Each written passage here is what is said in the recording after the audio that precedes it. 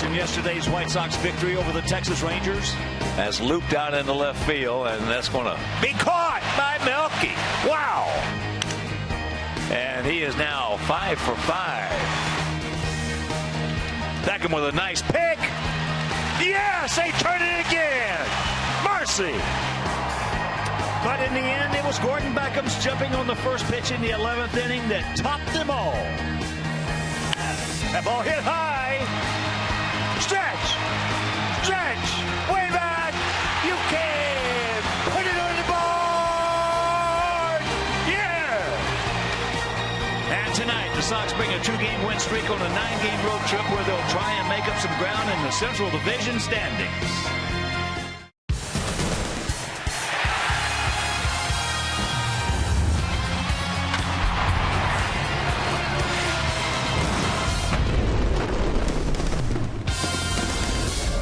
We are coming to you from Target Field in Minneapolis, where tonight Comcast Sportsnet presents White Sox baseball as Jose Abreu, Javi Garcia, Melky Cabrera and the Sox as they get set to butt heads with Torrey Hunter and Paul Molitor surprising Minnesota Twins. Hi, everybody, and welcome. I'm Ken Harrelson with Steve Stone as we get set to bring you the first of this 3-game set and the first of this 9-game road trip. And as you know, we're coming in here with a pretty good frame of mind because we won the last 2 of 3, so to speak, from the Texas Rangers. So that'll put you in a good mood right away. But one thing we're seeing, too, is one guy we've been counting all year looks like he's starting to get it hot. Sox have been looking for an offensive catalyst because they've been down in all offensive numbers. And that catalyst, Melky Cabrera. Melky yesterday from both the left and the right side was absolutely unbelievable. He hit the ball hard. He also found the holes. And going 5 for 5, raising his batting average to .250, he appears to be the guy. But he wasn't the Lone Ranger. The Sox bullpen stepped up, and they stepped up big, especially in the last 2 wins. 7 scoreless with 3 hits and 9 strikeouts. And the pensman, whoever comes in there, is getting the job done. And Robin knows when he turns to the pen, it's usually lights out. Well, we got this 9-game road trip. We got 3 here, 4 in Detroit, 2 in St. Louis. But we're starting off with a very good home team. There's no doubt that Minnesota has had a very good run at it here at home. When you look at the difference between home and road, you'll see what I'm talking about. 23-14 at home, 14-18 on the road. The batting average, much better at home. The runs scored, much better. The ERA, much better. And the White Sox struggling at 12-23. However, Johnny Dank's going to the mound, and he's got to reverse a trend.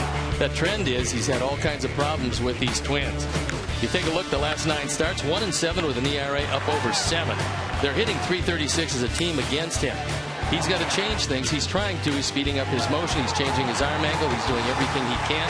Hopefully tonight we can get to Tommy Milone and we can prove that we can handle these Twins. Well, Tommy Milone got us back in early April, so we'll look for some payback tonight. So sit back, relax, and strap it down. White Sox baseball coming your way.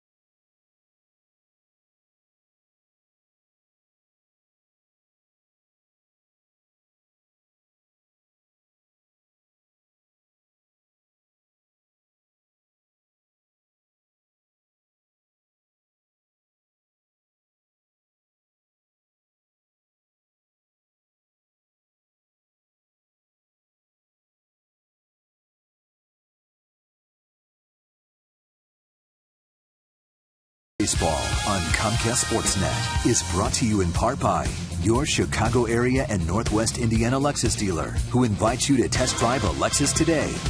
Blue Cross and Blue Shield of Illinois, through it all. Audi, truth in engineering. Xfinity, your home for the most live sports. And by Toyota. See where Toyota takes you. Test drive one at your Toyota dealer.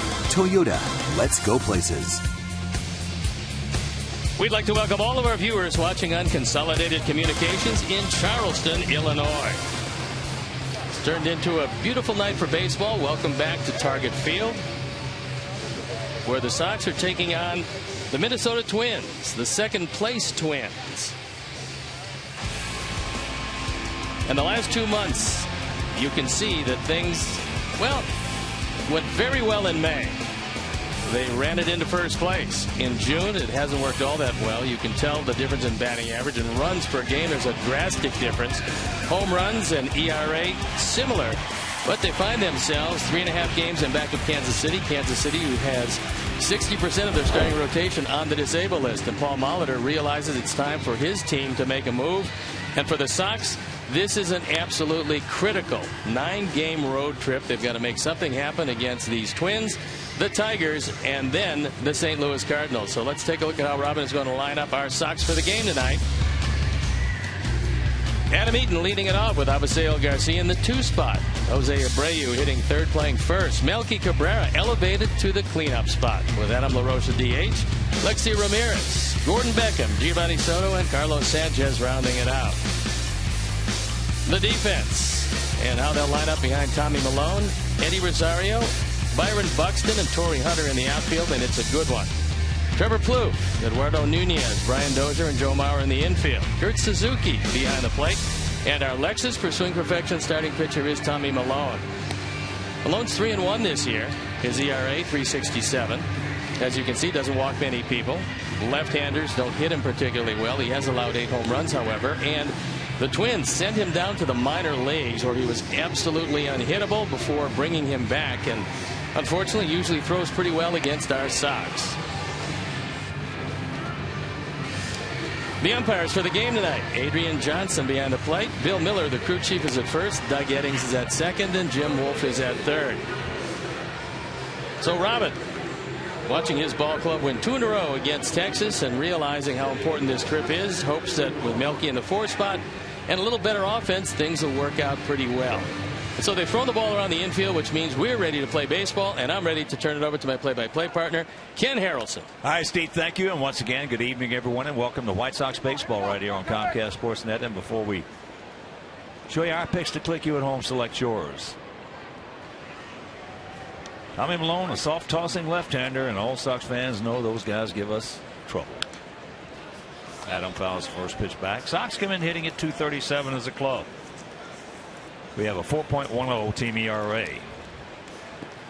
Sox have a terrible road record of 12-23, while the Twins are 23-14 here at home. That's into right field. That's a can of corn. Milone is going to move the ball to both sides of the plate. He will cut the ball to both sides of the plate. He throws a slow curveball. He throws a changeup, and it's a pretty good one. And whatever it is he throws, our boys don't seem to hit him. He's 2-0 lifetime with a 1.39 ERA against the Sox. So here's Javi.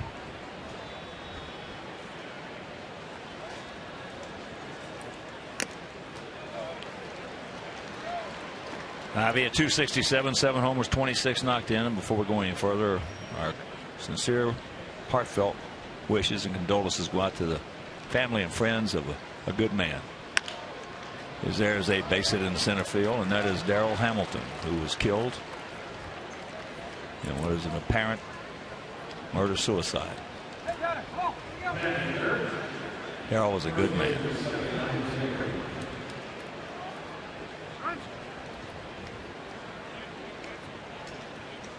So 1-0, 1 out, and here is Abreu.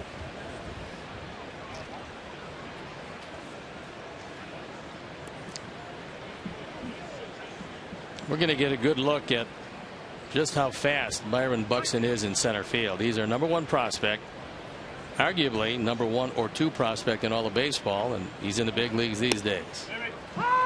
Brady is 0 for 5 lifetime against Malone. Comes in hitting at .288, 12 homers and 40 knocked in. And here at beautiful Target Field, 339 down the left field line, 328 down the right field line, 365 in right center, 377 in left center, and straightaway center just a little bit left is 411.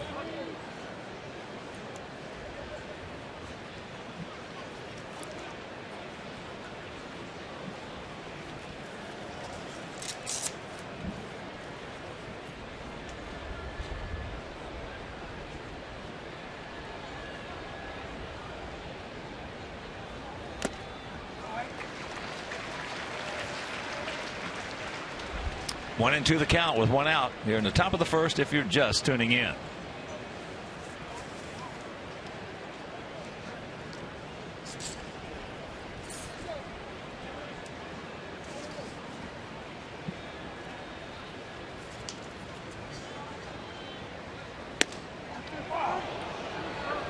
Pitch was inside. He's going at him with 3 straight fastballs, the third of which was in off the corner. Being a soft tossing left-hander, Malone has got to establish that he'll throw inside, so it will help everything he throws away. He's going back in there again with a fastball. And he got it in there. Fisted him. 2-2.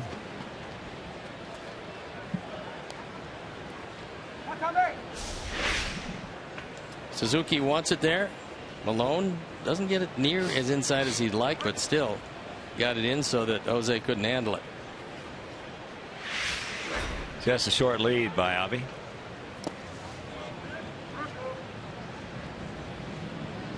And a full count to Abreu. 9-game road trip in 10 days. We'll have 3 here, 4 in Detroit. Off day Monday in St. Louis, and then Tuesday and Wednesday 2-game set against the Cardinals.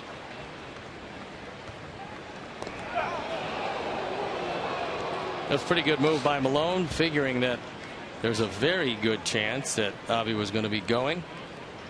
He had him just moving the other way for a second, but he got back in under the tag.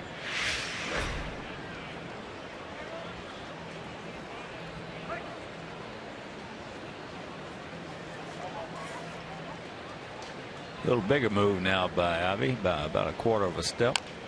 He just ate him up in there again. This one a little further in, knowing that Jose doesn't like to walk too often. So he decided to go well in off the plate, seeing if maybe he can get that ground ball to the left side.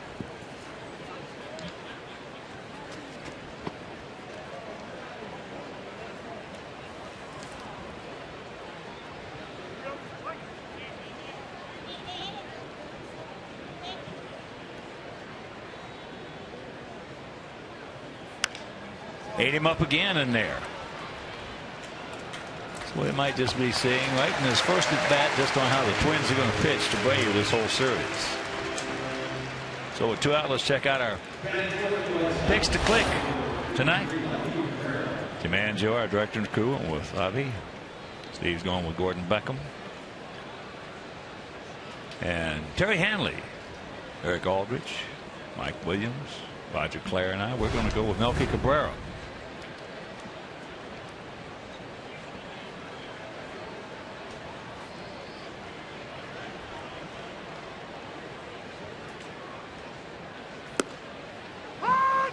First pitch strike. Let's see Melky from both sides of the plate yesterday hitting the ball. And it's nice to see after all the line drives we saw from the left side going at people for about a month and a half. Things started to fall yesterday. So over the last week or so, he's really started to hit the baseball consistently.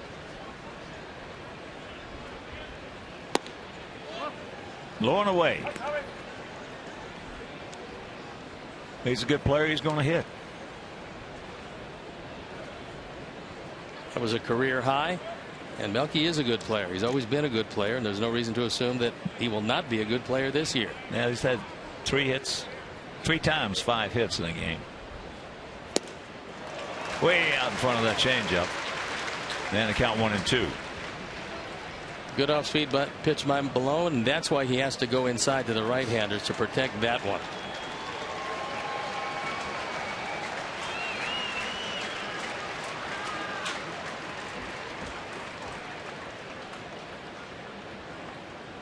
Watch out.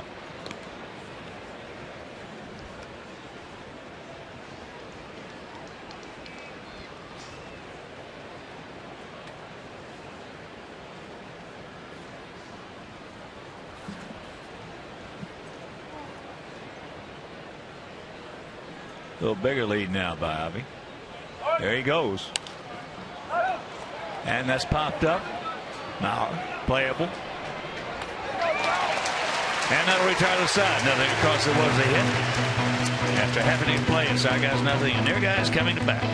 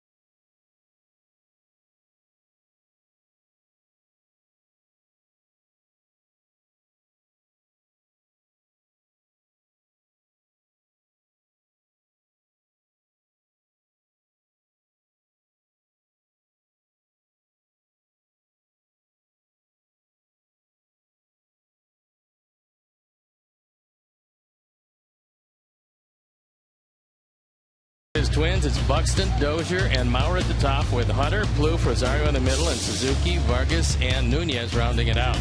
The defense, and out the lineup behind Johnny Danks, left to right. Cabrera, Eaton, and Garcia in the infield. Beckham, Ramirez, Sanchez, and Abreu. Giovanni Soto gets a nod behind the plate, and our Lexus pursuing perfection starting pitcher is Johnny Danks. John last time out had a tough first inning, but then threw the ball exceptionally well. This is 14th start, looking for his 4th win. And he's 7-14 lifetime against these Twins. So here's a 21-year-old outfielder,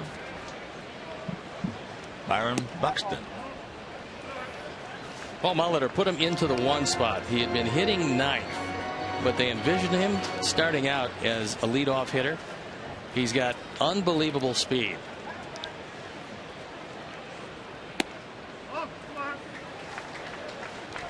To another count. 3 for 25 since being called up. But in the minor leagues, he was a 300 hitter. And that's trouble.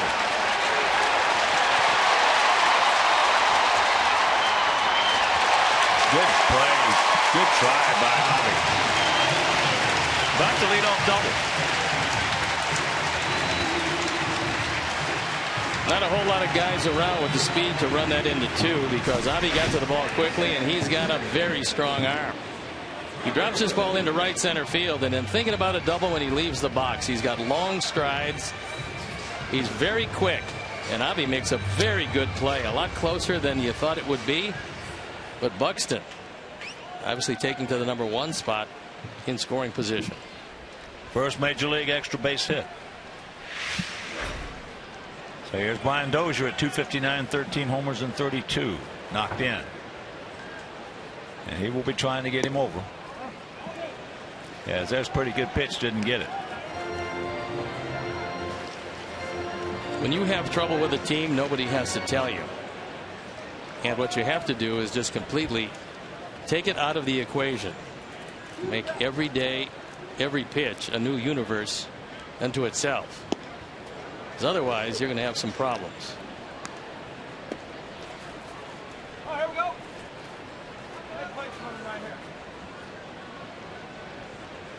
1-1 to count.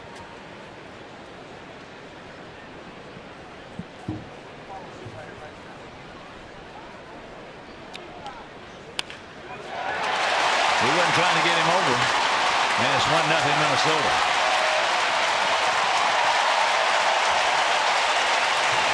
Dozier came in hitting .400 against Johnny, and he continues to just scald the ball.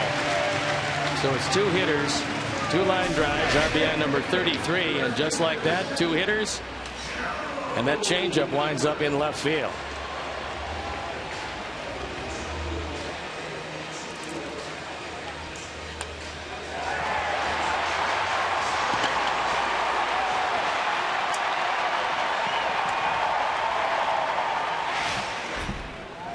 Joe Mauer, 32-year-old veteran, hitting at .255, 3 homers and 36 knocked in.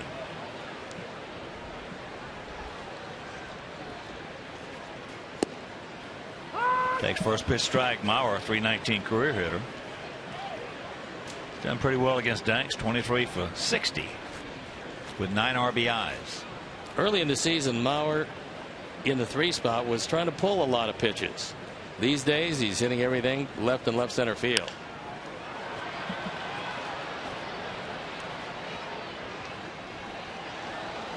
Of all the opposing players that we face each and every year, I probably have more people ask me about Joe Mauer than any other player. And usually my answer is of the nature, I just don't understand it. Here's a guy 6'5", 240 pounds, strong as a bull, has good speed, tremendous athlete, and he just for some reason will not hit home runs. He can hit it as far as anybody. You watch him in batting practice sometimes, he'll come out and he'll just absolutely destroy it. An enigma. When he hit 28 home runs back a few years back, he was driving the ball out in the Metrodome and hitting it to left center field. It would leave the ballpark. Here, that doesn't even make the warning track. Power is not an issue with him as he takes off, and he's going to steal it easy. Well, Joe Mauer did a good job there because he just took the pitch, didn't even offer at it because he saw the jump, knew it was out of the strike zone. And Dozier can really run. Swipe's just his 6th of the year, but he usually gets to 20 plus. So we'll see what he wants to try to do now.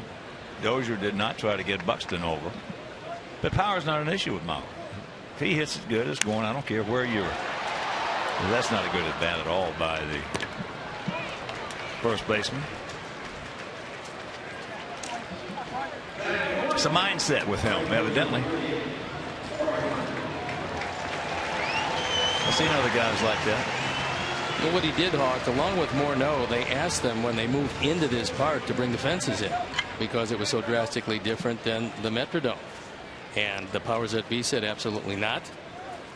Well, Morneau could still hit the ball out of the park because he pulled the ball 8 miles. But Mauer lost his ability to hit home runs at home, which isn't a good thing. Can he get it? Yes! Beautiful play. Beautiful play by Carlos.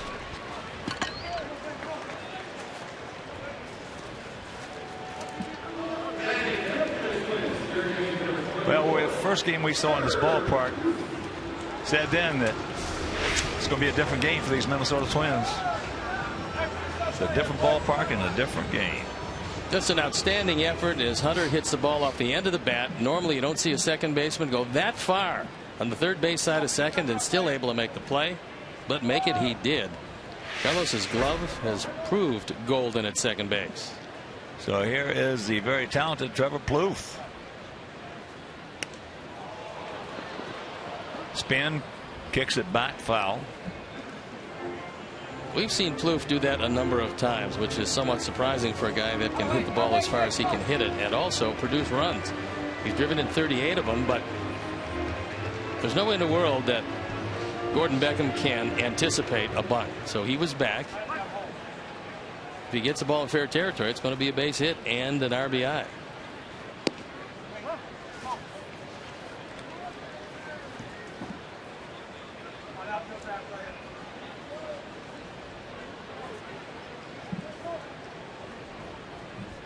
Plouffe last year 14 homers, 80 knocked in. Takes a strike for a 1-2 count.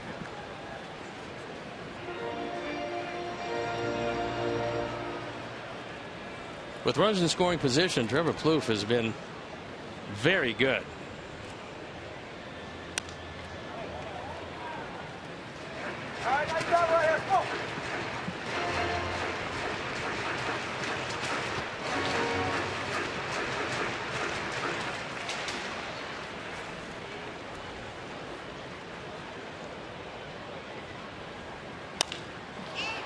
Had him off balance out front. And it'll retire the side. But the double by Buxton, the single by Dozier, it's 1-0 Twins.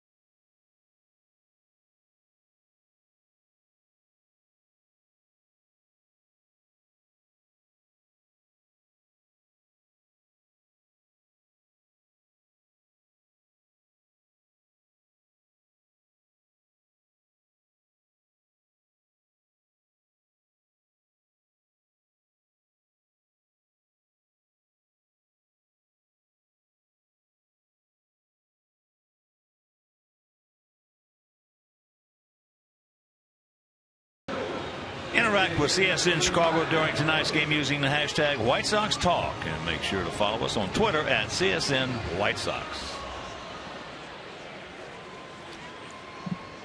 Adam LaRoche will lead it off. And we're not the only team that Tommy Milone gives problems. The last 2 times out against Texas and St. Louis, he was brilliant. Gave up a total of 3 earned runs in 14 innings. So lately, since coming back from the minor leagues, he has rediscovered whatever it was he had lost early in the season. There may have been an attitude adjustment that he lost and got back. 0-2. Now, because of the count, they're shifting where Plouffe is playing straight away on the first base side of second.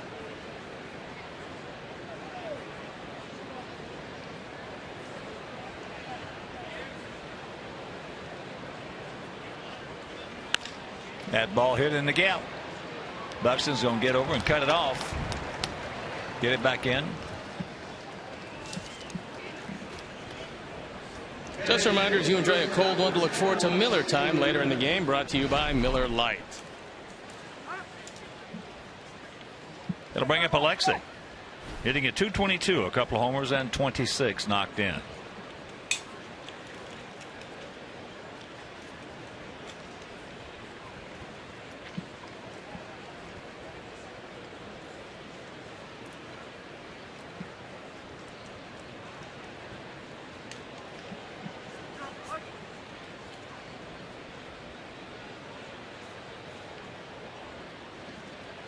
Very short lead by Adam.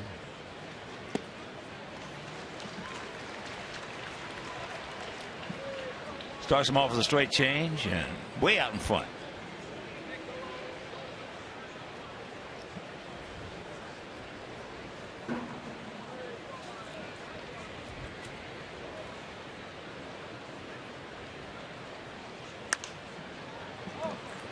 That's popped up right side.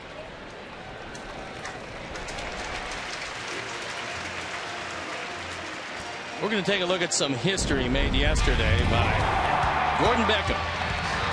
This is back on May 10th against the Reds. Gordon on Mother's Day got the base hit, the walk-off single that won the game. And yesterday, he had a home run on Father's Day. First player in baseball history to end both the Mother's Day and the Father's Day game with a walk-off hit. Gordon Beckham.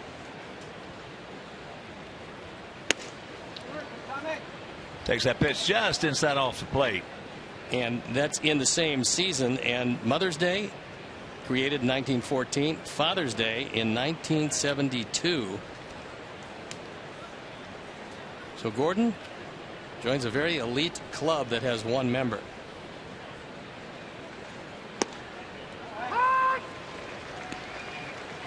That pitch right at the bottom. On the inside edge of the inside corner.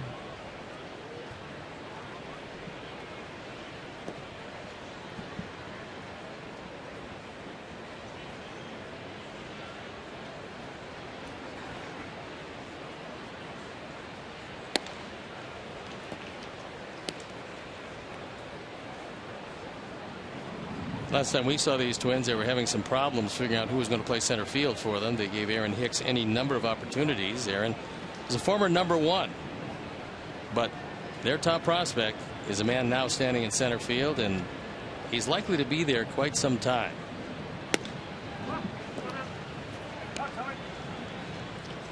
Pitch way off the plate for a 3-1 count.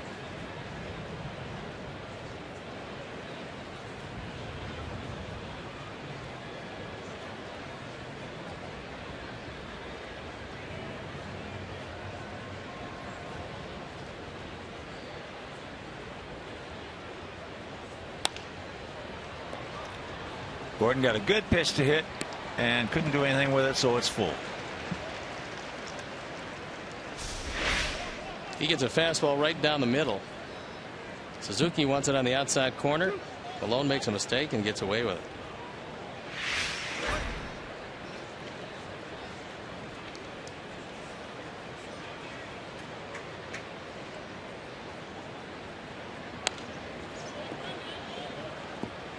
Another pretty good pitch to hit. Gordon trying to take it into right center.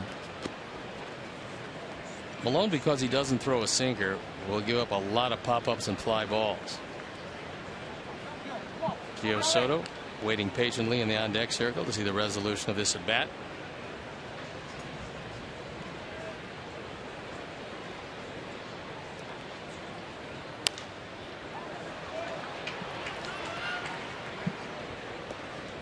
Took a lot off that pitch and had him out in front for out number 2.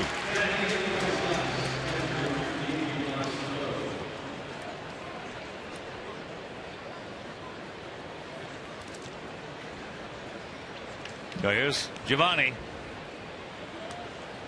hitting at .215 with 4 homers and 11 knocked in.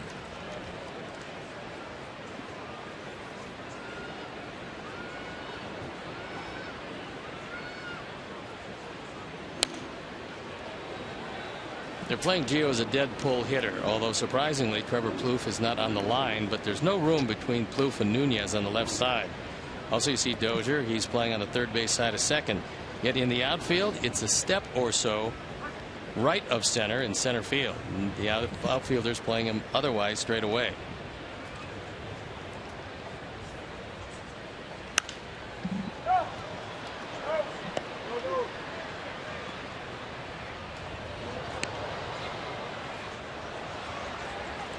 Pretty apparent what Malone is doing. He is definitely establishing the inside pitch.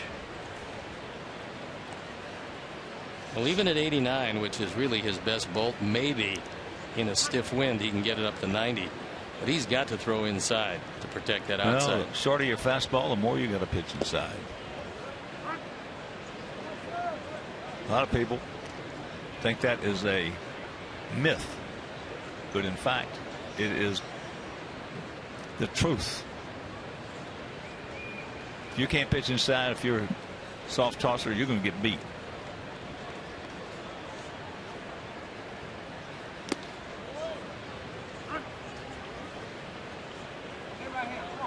Those guys that throw 95 and up don't have to pitch inside quite often. In fact, I was talking with Rick Williams, son of former outstanding and Hall of Fame manager Dick Williams. He said, Hawk, I know you're not enamored with numbers. He said, but there's a number that's irrefutable about the bullpens. And I said, no, numbers have a place in baseball, which they do. But once you get past the 94-mile-an-hour mark, the number of hits goes straight down.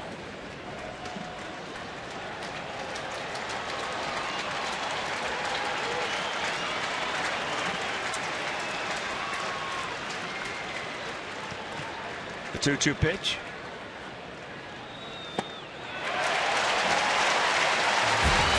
Got him inside at 87. Meanwhile, it's 1-0.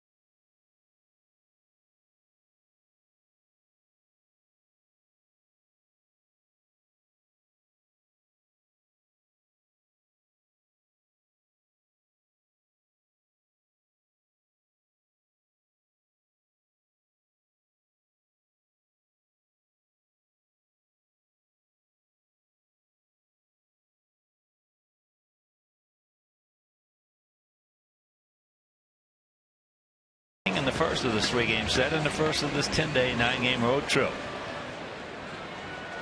Eddie Rosario, Kurt Suzuki, and Kenneth Fargas.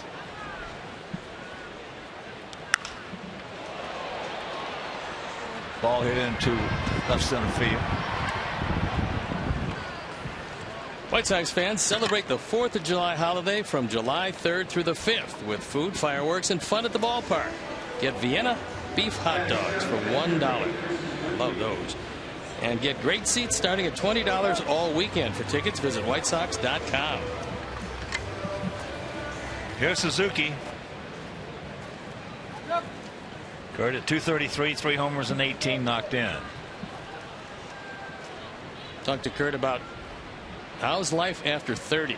31 years old. He said for a catcher, you probably knock a few games off. He said, I felt when I was younger I could catch upwards of 145, 148 a year with no drop off. He said these days if I get to 120, I feel pretty good about keeping my strength and giving a good effort each and every day. There's a strike. And count 0-2.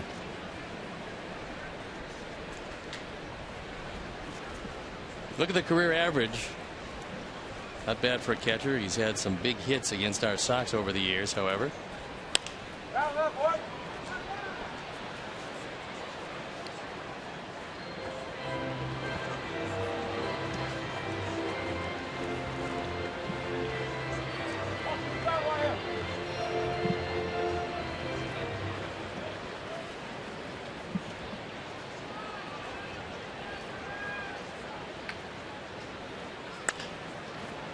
That ball in the right field.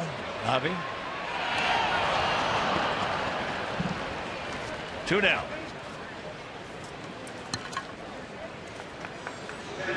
But wind there has shifted. It was a very windy day today. Storms cleared out. They passed through late morning and they cleared out, and leaving a whole lot of wind. Now it's been coming and going. It's been changing from going to left field. Now the wind has shifted and it's moving into the right field corner.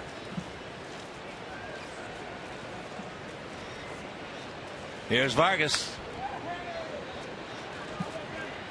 At 227, 4 homers and 11 knocked in.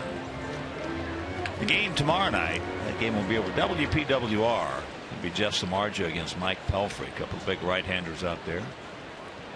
And on Wednesday afternoon, there's the strike. Chris Sale against Phil Hughes. And that game right back here on Comcast Sportsnet.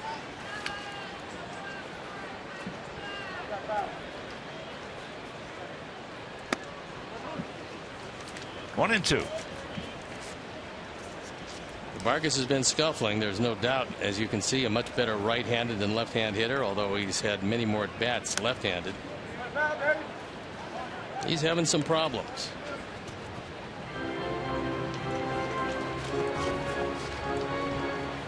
I figure this guy is strong enough to be a DH just about every day.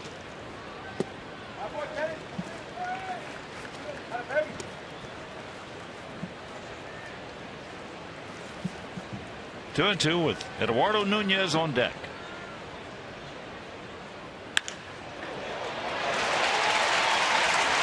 The ball is absolutely scalded.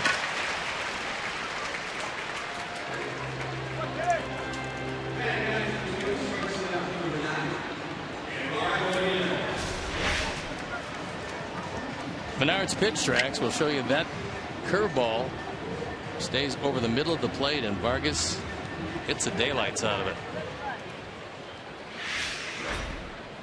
Nunez is 5 for 11 with a homer lifetime off Danks. Comes in at 293, a homer, and 7 knocked in.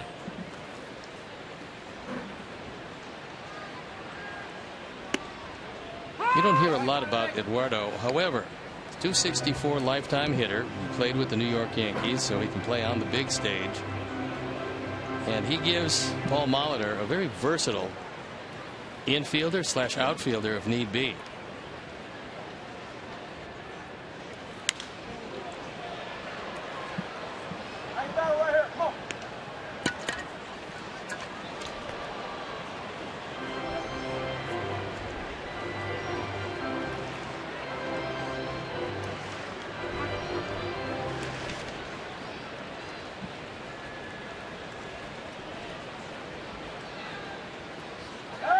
They got him. Big man just couldn't get those feet moving in the same direction, so that'll retire the side, and we'll go to the third trailing 1-0.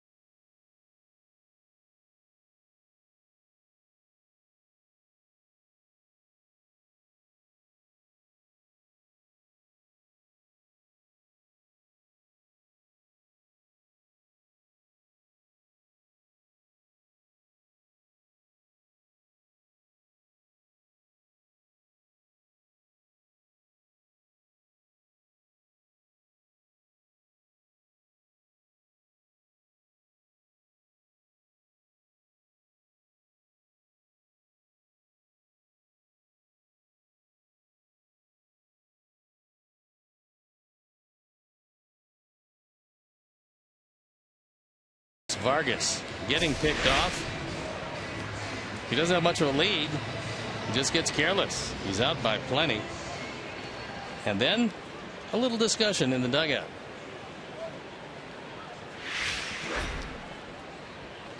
Well, if you're not going to try to steal a base, there's no sense in getting picked off. He has not attempted a stolen base all year. No, he's not going anywhere. Here's Sanchez.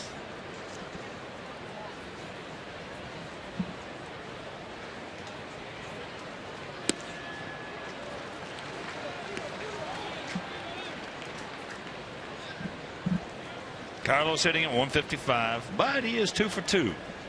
And 2 at bats he has off Tommy Malone out of Santa Clarita, California. Malone, 28 years old, 6 feet tall, 220 pounds.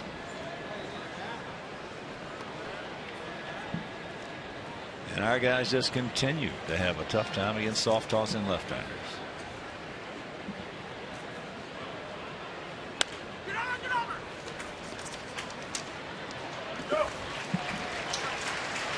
On Wednesday, July 8th, join the White Sox for a night of music and dance as we celebrate Polish Heritage Night. It's Polish Heritage Night at U.S. Cellular Field. White Sox are offering specially priced tickets to the Polish community and friends. The first 750 people to purchase will also receive a Polish Night hat. To purchase, visit whitesox.com/PHN.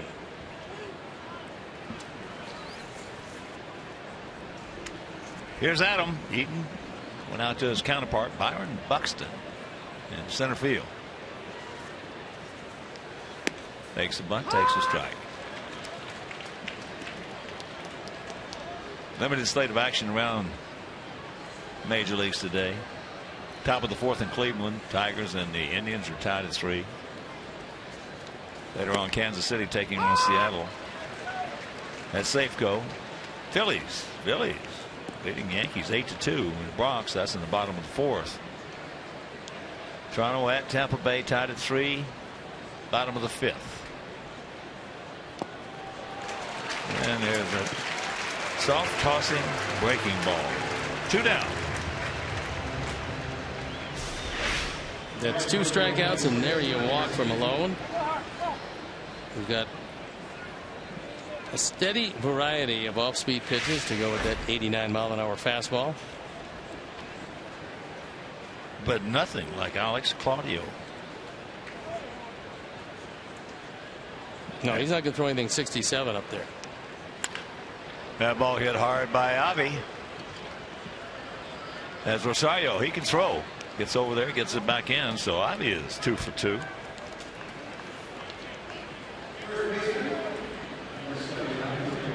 He's seen 2 pitches, and he's got 2 hits.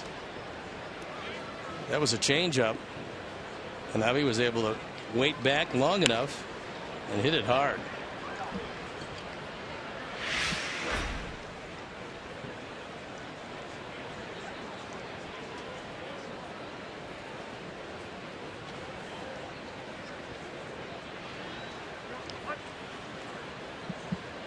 There's Jose.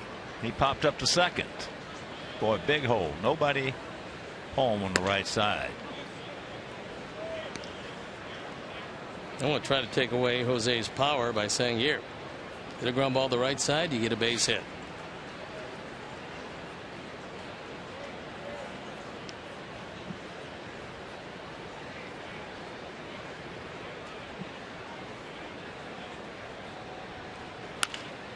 Broken bat, and that's going to fall for a base hit. It's by Rosario, so now Avi is going to be held as Buxton backing up like he should. And because of that, saves a run up to this point.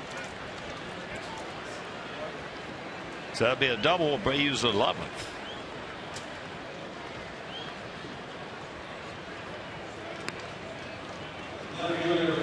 Probably not the wisest choice for Rosario in a 1-0 game.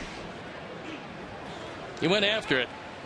By the time he realized that it was going to sink and he couldn't get it, he had no chance then to keep it in front of him. So now 2 out, 2 on. Ducks on the pond, and here's Milwaukee with LaRoche on deck. So we'll see what they want to do.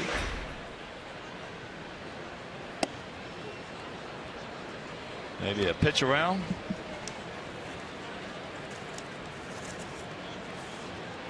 One of the most dangerous plays in baseball. The old pitch around.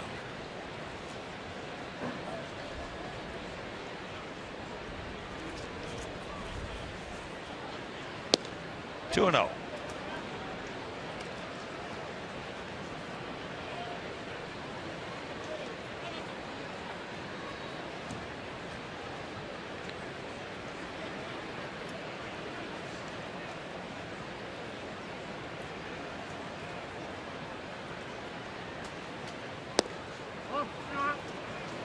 Three and 0. I think Malone wanted that, and so did Suzuki, but did not get the benefit of the call. Turn him loose, Robin.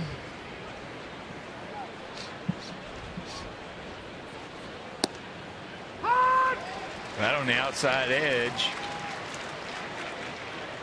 This location for this pitch is pitcher telling you, I don't really care if I walk you, so I'll try to throw the perfect pitch, and if I miss, I'll take my chances with LaRoche.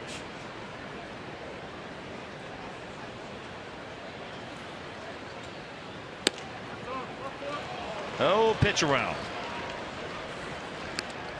First walk issued by Malone. And here comes Adam. He singled into left center field.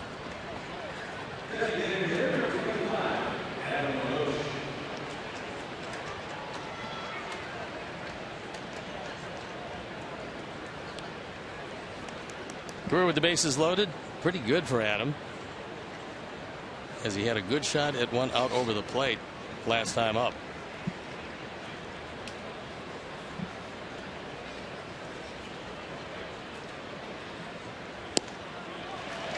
Swings at a very bad pitch.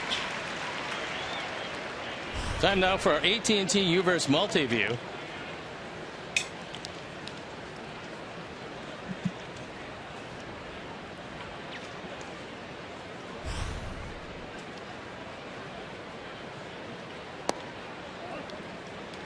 Tried to have a redo on that one. Missed, and the count 1-1.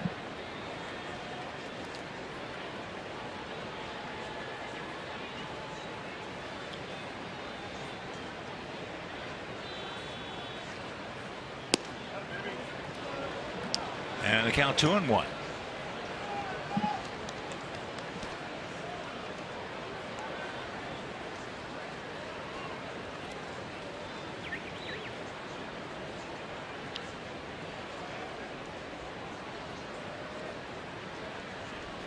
There's a shot, base hit. That a boy, Adam. So here comes the bright U. Buxton will get it back in, and the Sox take a 2-1 lead on a rocket off the bat of Adam LaRoche.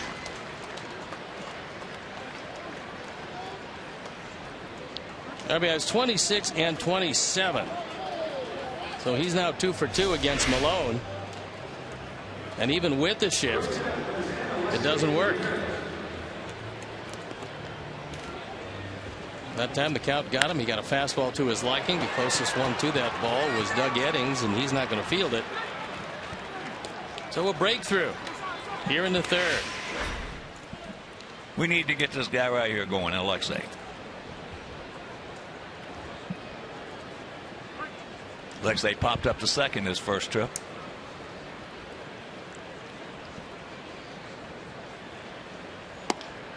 As he takes ball one.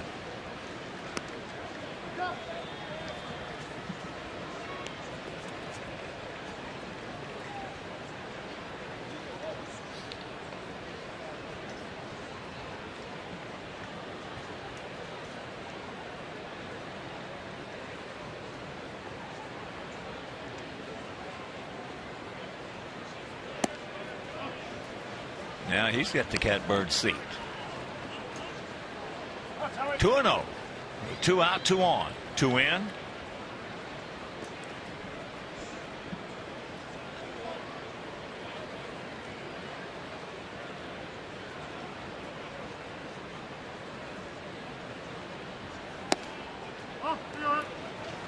Adrian Johnson looks like he started to come up with that right arm.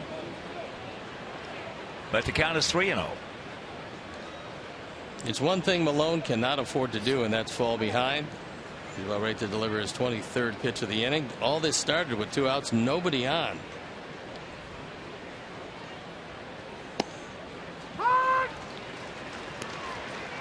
There's one. Back him on deck.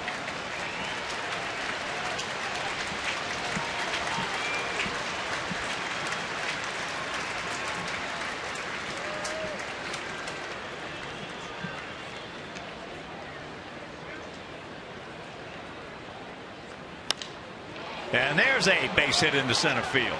They're going to wave him around. Here's the throw to the plate. It's a pretty good throw.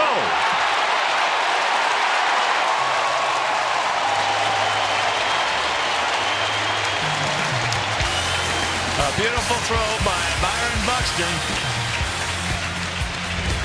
Nels Cabrera at the plate, but we come up with a pair and we lead it 2-1.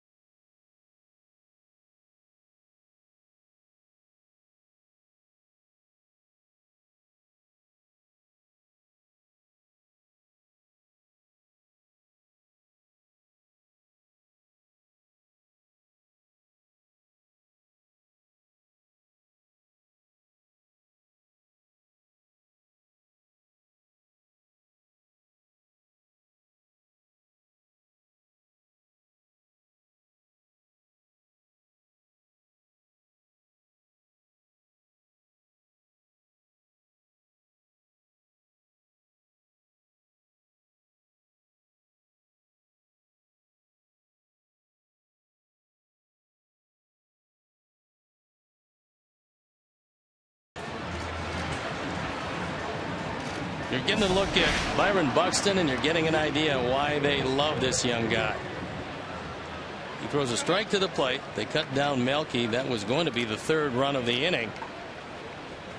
But a good solid throw. And it ended the inning on the base hit by Ramirez.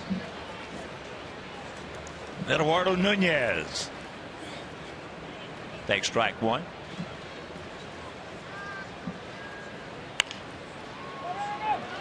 Alexei on the move. 1 out. White Sox fans, come watch our Chicago White Sox take on the Baltimore Orioles on Friday, July 3rd at 7:10. Be sure to stay for the postgame fireworks show presented by Shark Week, which starts Sunday, July 5th on Discovery. To purchase tickets, visit whitesox.com promos. So here's Buxton. He's got a big night already. Double to lead off the bottom of the first. He came around to score. Then throwing out Cabrera at home plate to save a run. Each and every one of the leagues that he was in, starting an A-ball all the way up, he started out very slowly, only to come on and then dominate the league. So starting out slowly here, I believe the reason why Paul Molitor put him in the 1 spot, that's the spot he envisions he will occupy until eventually filling the 3 spot in the batting order. Low throw. He goes out and gets it. 2 down. There is Paul Molitor, Hall of Famer, one of the greatest fastball hitters to ever play the game. Talked with Paul before the game about this being his first year of being a manager, and I said, well, you were a rookie manager when we saw you last early in the season. Now you appear to be a veteran manager. And he goes, you know, I keep a book, and in that book I write down the various mistakes or things I could have done differently each and every game. And that way I'm hoping to not repeat whatever it was that I did. Seems to be a pretty good idea for a guy just starting out, never having managed. Paul's going to be a good one because he's been good at everything he's ever done. That's a fair ball. A long peg in time. Beautiful play by Beckham. Mercy. Wow. All right, 1-2-3 inning, and we'll go to the fourth, leading 2-1.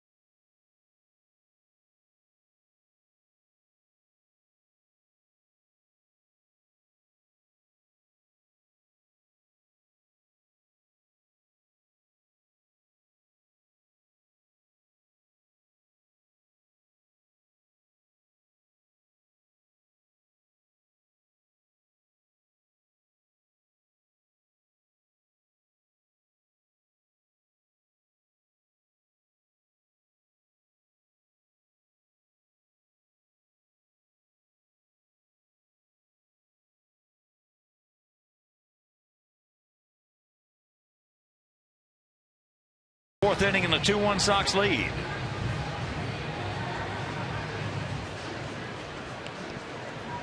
It'll be Beckham to lead it off. Soto and Sanchez, lower third of our order. Just to get me over a little fastball. Outside corner for a strike. And Malone realizes if he wants to stay around this game very long, he best not fall behind too many of the Sox hitters. Softly hit in the center field. And nobody's going to be able to get there. Now nobody's at second base, and Gordon's going to go on in. Oh, now the pitcher comes over and they get it. Well, a heads-up play by Tommy Malone, and that's what you have to do. The pitcher has to go to the vacated spot in the infield, and when Tommy Malone realized, as he should have a little more quickly, that Nunez and Dozier were going out to make this play, then you go to the unoccupied base. If the first baseman is not going to get there, and he's got to stay back for a while, the pitcher has to be there. And Buxton will get his second assist as Gordon is tagged out, trying that slide that lifts the arm, tries to get away from the tag, but he couldn't do it.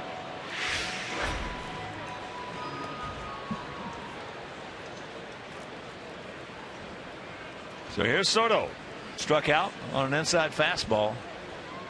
You don't find many guys thrown out. 8-1.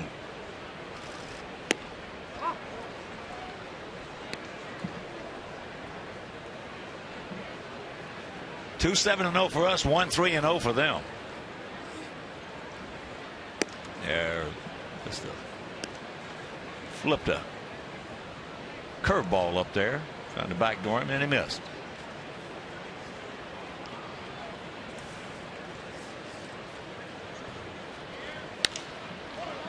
That ball hit high and deep into right field. He won't be able to get it. That's off the bottom of the fence.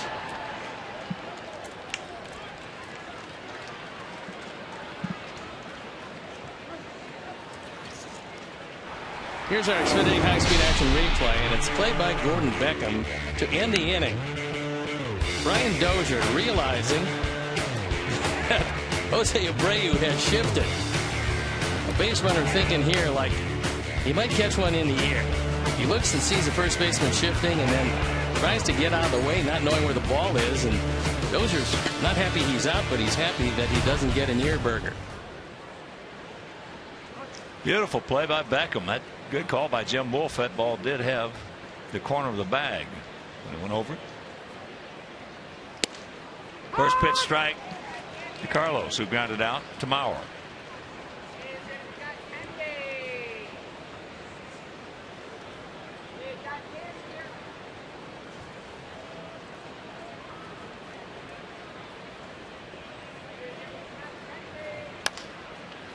Little comebacker. Looks Gio back. 2 down.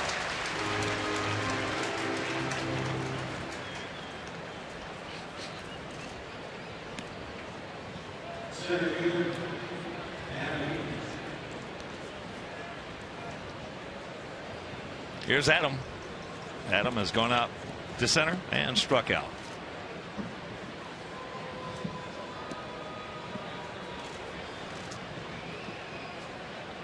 Pick him up, Adam.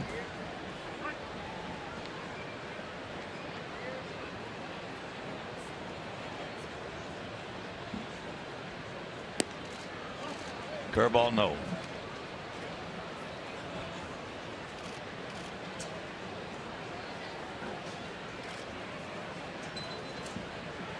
Cleveland has taken a 7-3 lead over. Check that. Detroit has taken a 7-3 lead over Cleveland. Victor Martinez, a couple RBIs.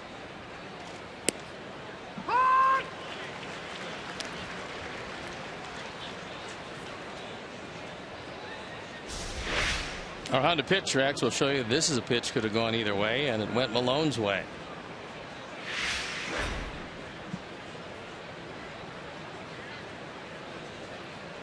One.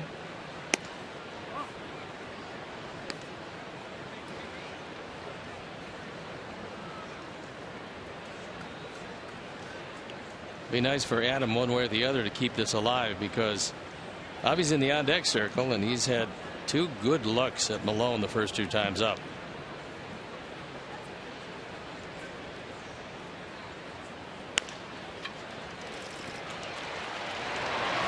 Kloof now is going to give it. Going to get Gio on a run, tag him out, and that is the way to make that play. No chance. A wild throw to first base. Meanwhile, we go to bottom of the 4th, leading 2-1.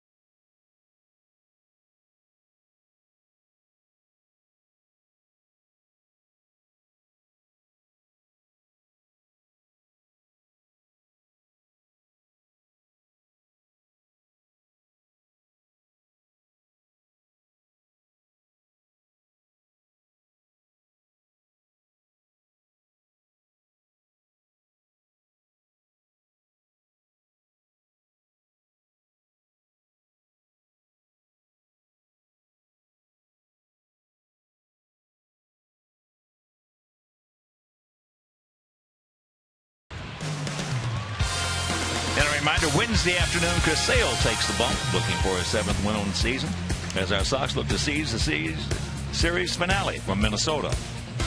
Coverage begins at 11:30 a.m. with Sox pregame live presented by Lexus of Orland and Maryville on Comcast Sportsnet. 2-1 good guys here in the bottom of the 4th inning. We have 2 runs on 8 hits, no errors. They have 1 run on 3 hits, no errors. We have stranded 5. They have stranded 1.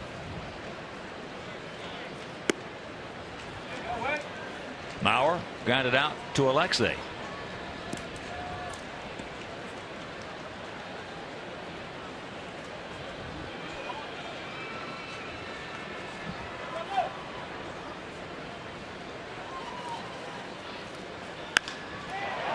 High and deep to left field. And the game is tied at 2. That's the second home run in the last 4 games here that's gone in that exact same spot.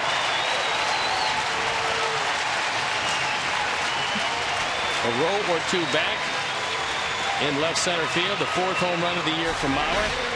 4th home run replay. He gets a fastball right down the middle and does what Joe Mauer does, only a little bit further, and that's take it the opposite way. Here's Torrey. Hunter grounded out. Carlos Sanchez made just a terrific play to get him at first base, ranging on the 3rd base side of second.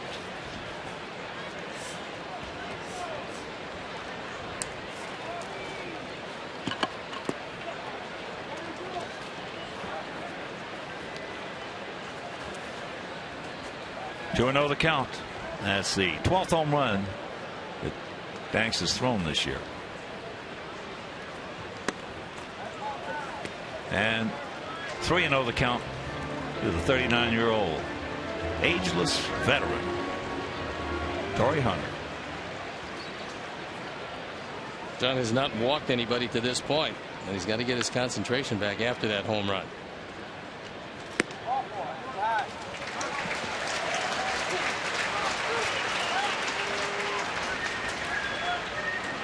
Sox fans, join us on Saturday, July 4th at 1:10 as our White Sox take on the Orioles. The first 20,000 fans will receive a Bobby Jenks World Series moment bobblehead presented by Comcast Sportsnet. For tickets, call 866-SOX-GAME or visit whitesox.com/promos. So here's Plouffe.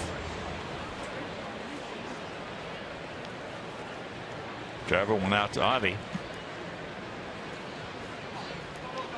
In right field. Torrey. 1 stolen base in 3 attempts. Twins have 30 stolen bases in 50 attempts. Minnesota now with 52 home runs.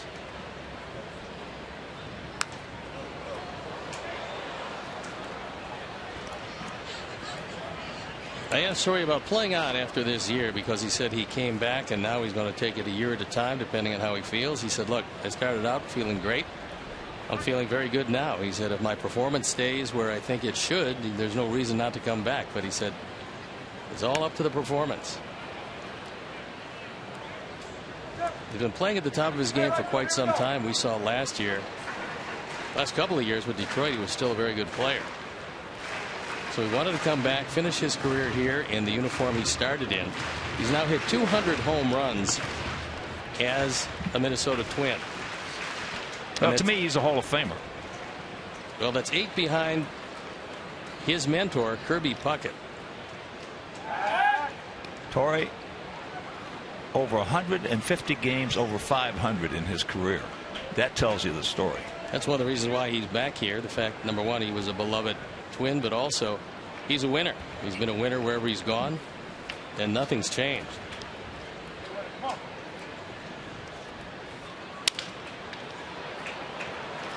Carlos. Bad throw by Alexei. Wow. Alexei is just really having a tough time. Tough boy.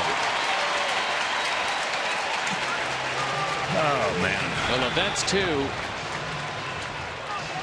and it could very well have been Johnny Danks is 1 out away from getting out of the inning without any further damage, but instead relatively routine toss and no chance at all for Carlos.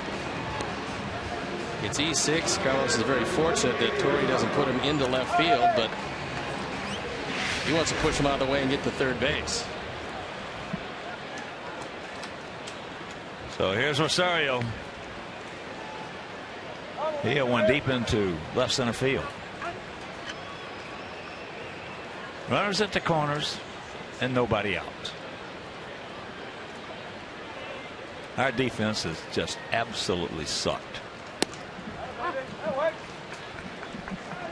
To put it mildly, it has been consistently inconsistent, and some big plays that absolutely have to be made if you're going to put together any type of winning streak at all just have not been made.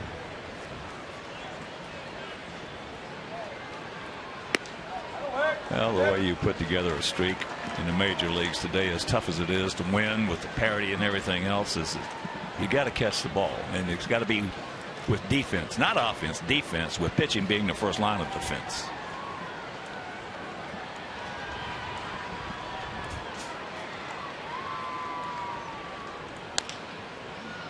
Out and around that one. 3 years ago, as Rosario was coming up through this system, roving hitting coach made a pretty big statement, and a lot of people looked at him as if he was delusional.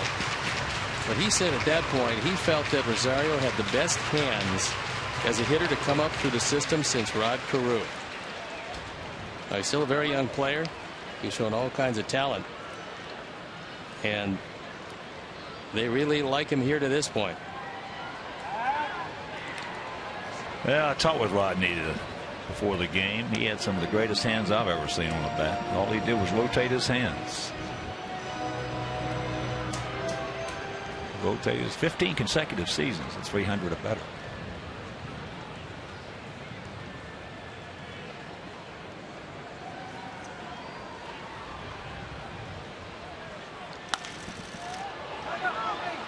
High in the left field. Melky. He's not going any. Watch out. And that hit him.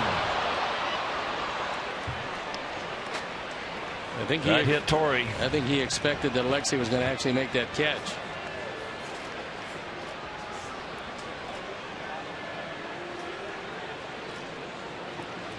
Now it's interesting because on the play, Plouffe went to second base. See if they allow him to stay there.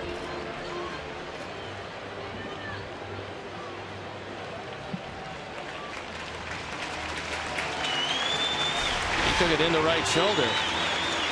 Alexi's standing right there. I don't know why he didn't catch it. I don't know why he didn't catch it either. And I'm sure Torrey Hunter's trying to figure out why he didn't catch it.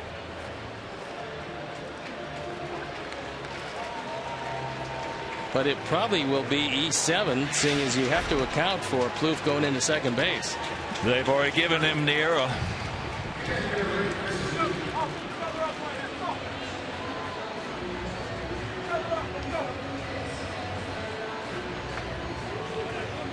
So now Ducks on the pine with one down. And here's Suzuki.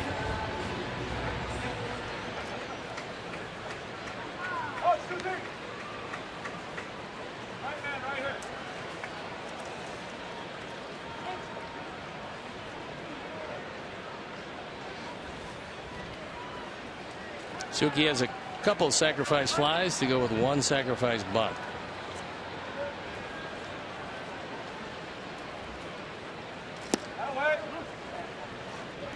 Takes low ball one. Well, against us, Kurt has done a lot of good things at the plate when he's had to do them. And this is one of those scenarios that he has accomplished very well almost every time against us. Both runners are tagging. Torrey's going to score. So a gift run, and they lead it 3-2. Sacrifice fly number 3 for Kurt Suzuki, who was looking for something up in the zone he could hit in the air with the infield in at all 4 positions. That's just good offensive execution by a man who's been around a long time.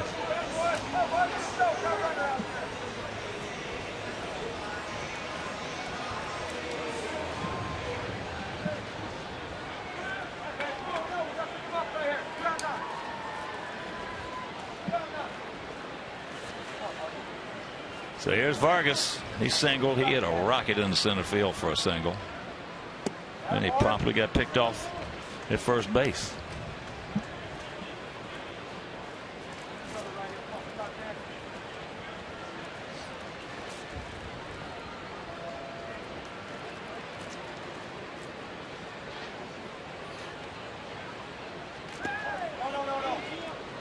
Good job by Gio to keep it in front of him.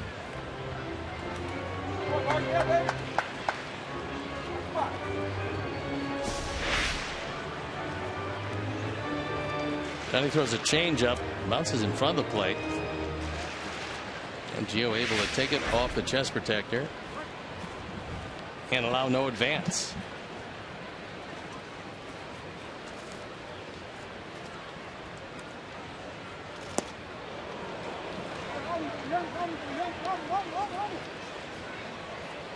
Two and 1 to count. So a big, strong Kenneth Vargas.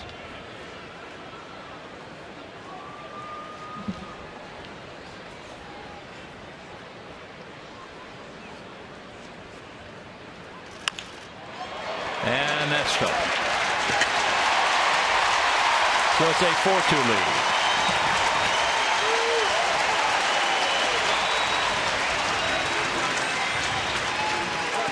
Johnny tried to get that ball inside on the hands of Vargas and didn't get it inside quite enough. RBI number 12. As you can see in the Honda pitch tracks, it caught the inside corner, but he wanted it inside off the plate and didn't get it there. A very ragged inning. Seen 3 across the plate.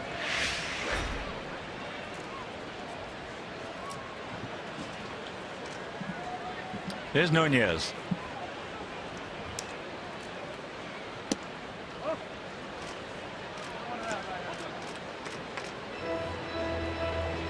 Well, if we're going to play defense like this, we got no chance. 0.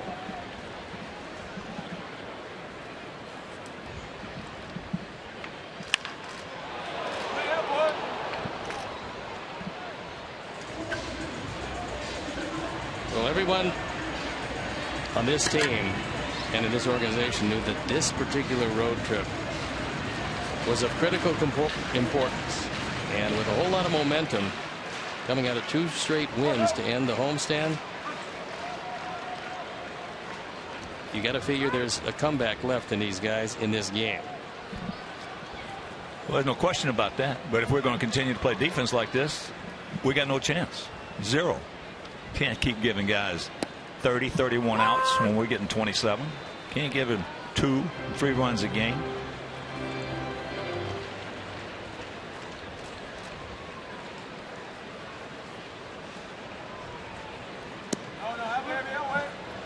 That's low.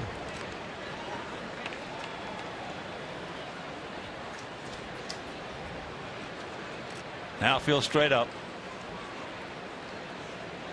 Spread out about equidistant. And that is back, and that's going to be in the seats. One-handed grab.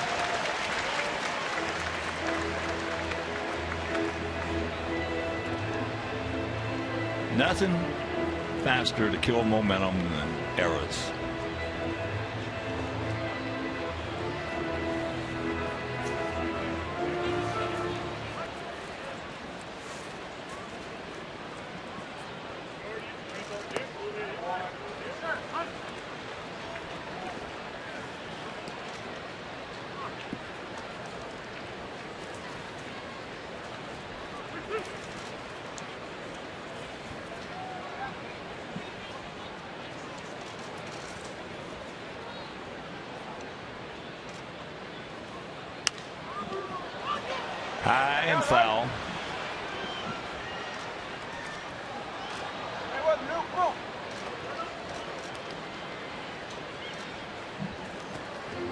They have 4 runs on 5 hits.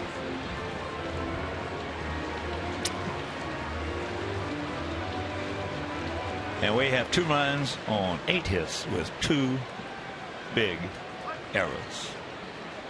1 especially.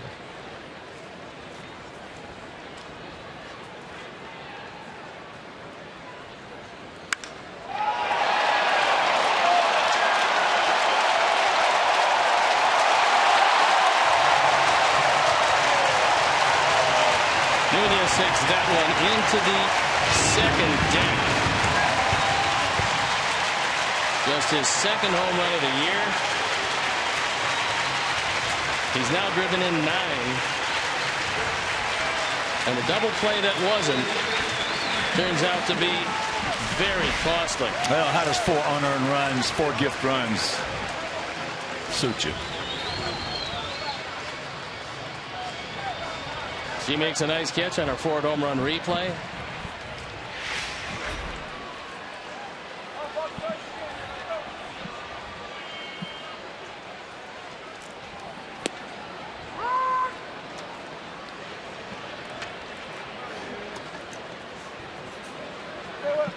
Buxton 1 for 2, a double and a run scored.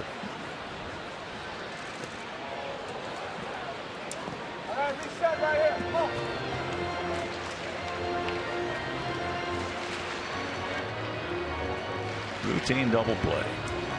Poof. Gone.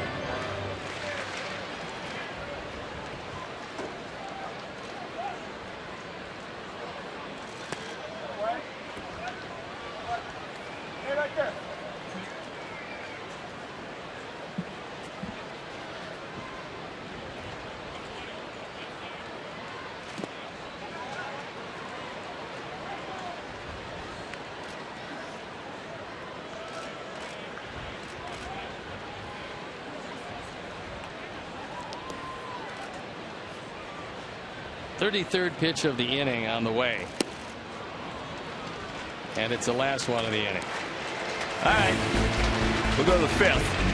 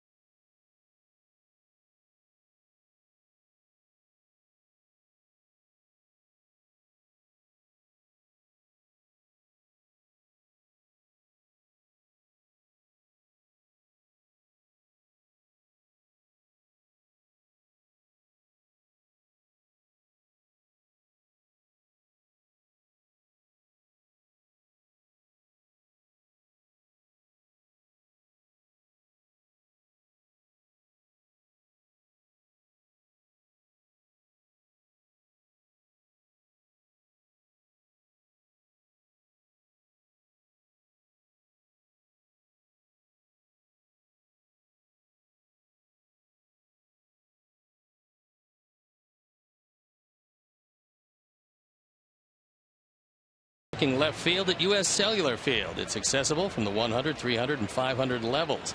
Young Sox fans can learn baseball fundamentals from Chicago White Sox Training Academy coaches. The space features batting and pitching cages, base running areas, and more skill instruction. It's all live from Xfinity, your home for the most live sports. First pitch strike to Avi. They lead at 6-2, but we got plenty of time.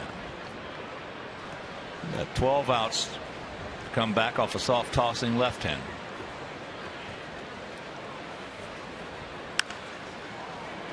Saws him off. Avi now 2 for 3.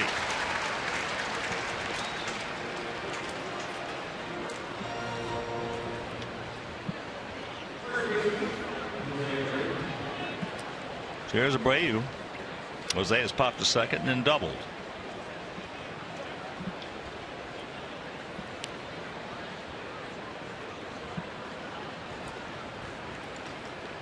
The shift is on, with Mauer moving almost halfway in between first and second.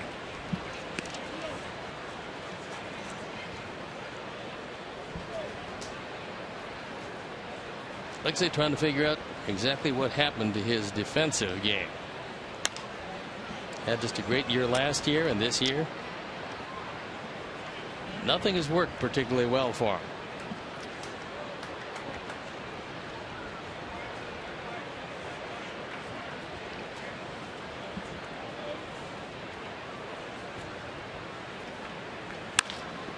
That's going to be off the glove and a base hit.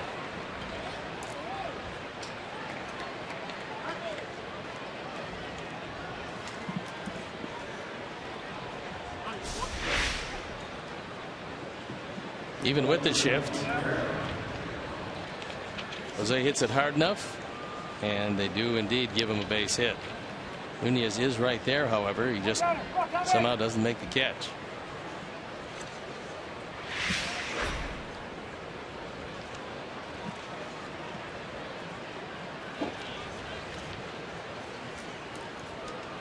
Here's Melky. He's 0 for 1 with a walk.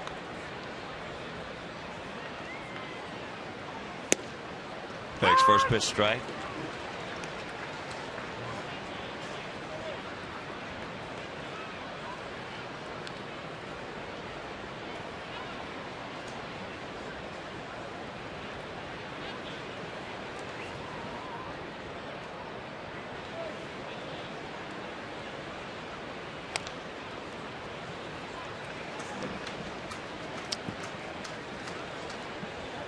That one a very slow curveball, and Melky couldn't wait back long enough. Just able to get a piece of it. 0-2 the count.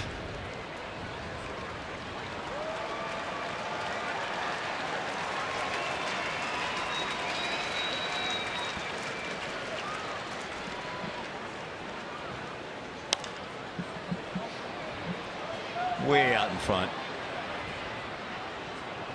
And fortunately, unplayable.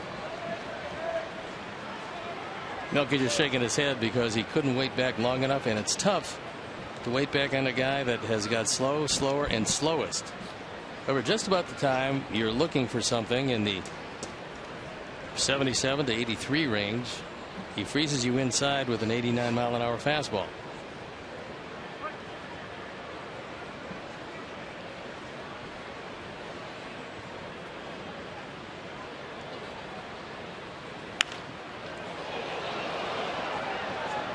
He cut that ball inside, and it was so far inside, Melky must have hit it 150 feet foul.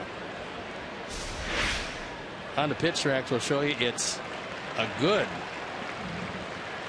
maybe almost 8-10 inches inside.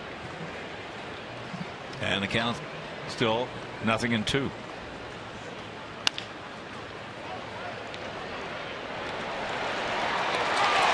Can't get him.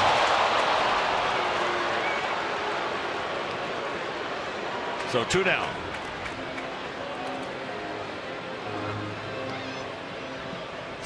Melky hustling all the way, keeps the inning alive for Adam LaRoche. Called by Bill Miller. And if Melky is not busting it down the line, that's going to be 2 and out of the inning. Adam is 2 for 2 with 2 RBIs in this game. He now has 27 knocked in the season.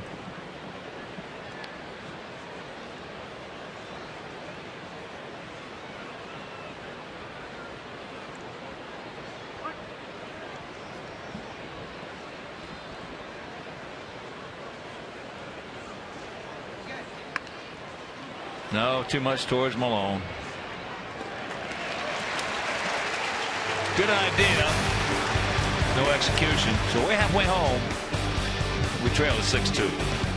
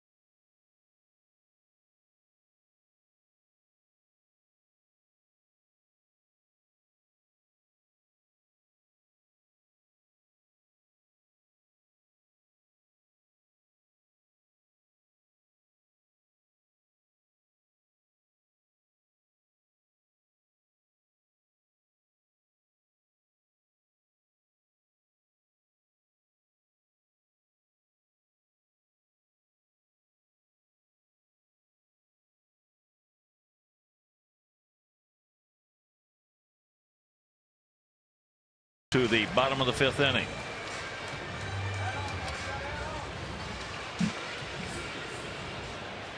Dozier will lead it off.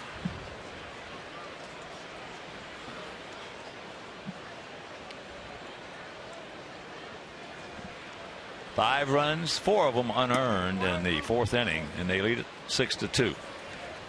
Brian Dozier is a good man to have on your ball club. He just goes out there every day, grinds it out. He's got power. He's got some speed, plays pretty steady second base. And I know for a while they were trying to find a place for him. They couldn't. They moved him all over. Leads the AL with 22 doubles and 38 extra base hits. Pretty impressive. Beckham on the move with the peg. Beautiful play again by Gordon Beckham. Dozier just looking at him. Good play on both ends as Gordon has to come get this one and crosses over into foul territory and then realize that you just got to get it over there quickly. Jose does a great job on the stretch and then the pick.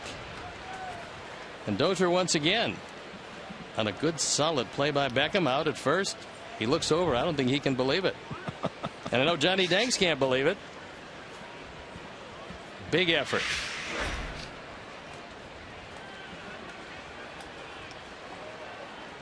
Here's Mauer. He's 1 for 2. Opposite field home run leading off last inning.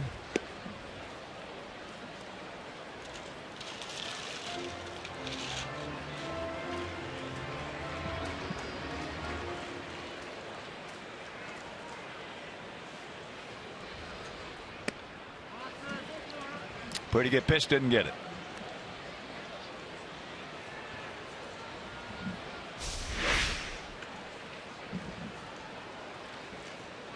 I tried to cut one, cut it over the inside corner.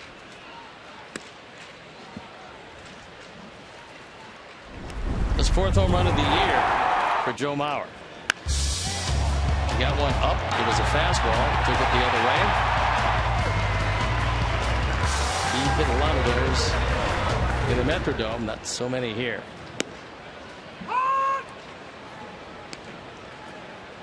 Three and one to count. And they got Joe for a long time. Very much of a plus offensive catcher. Not so much as a first baseman.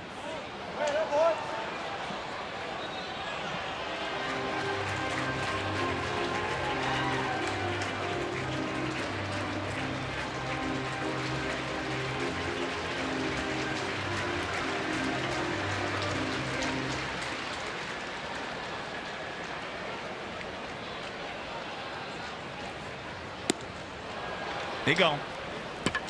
2 down.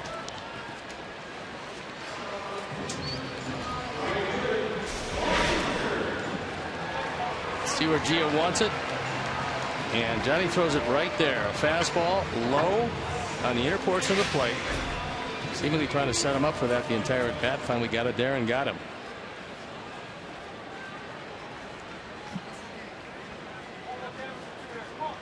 There is Torrey. He walked last inning. He's 0 for 1. Sanchez made a beautiful play to get him his first at bat.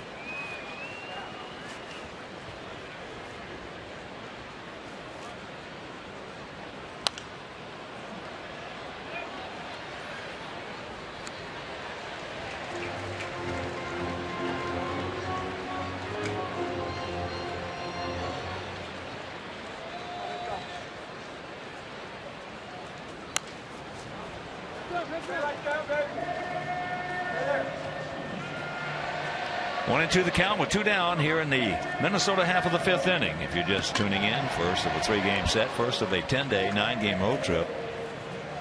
We'll have 2 more here at Target Field. Then we go to Detroit before at Comerica Park. Gordon gets him, and that'll retire the side. We go to the 6th. Not good.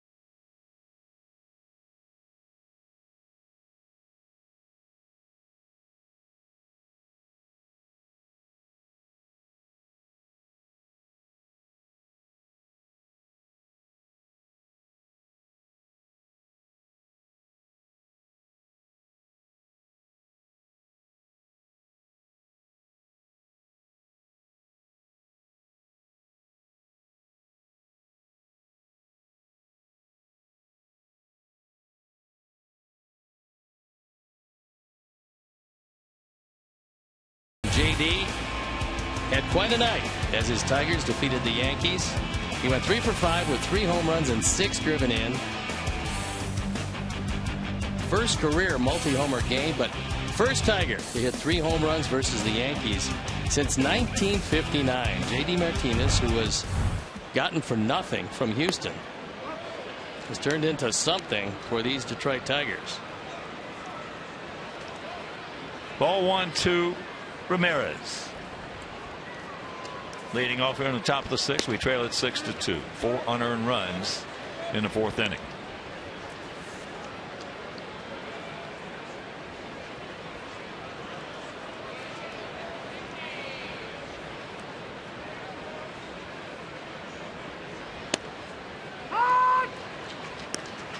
There's the strike.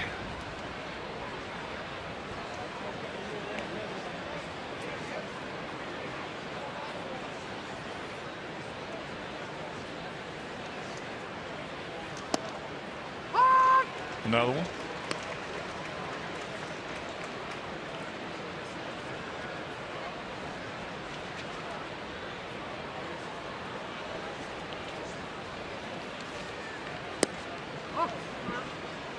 And a full count.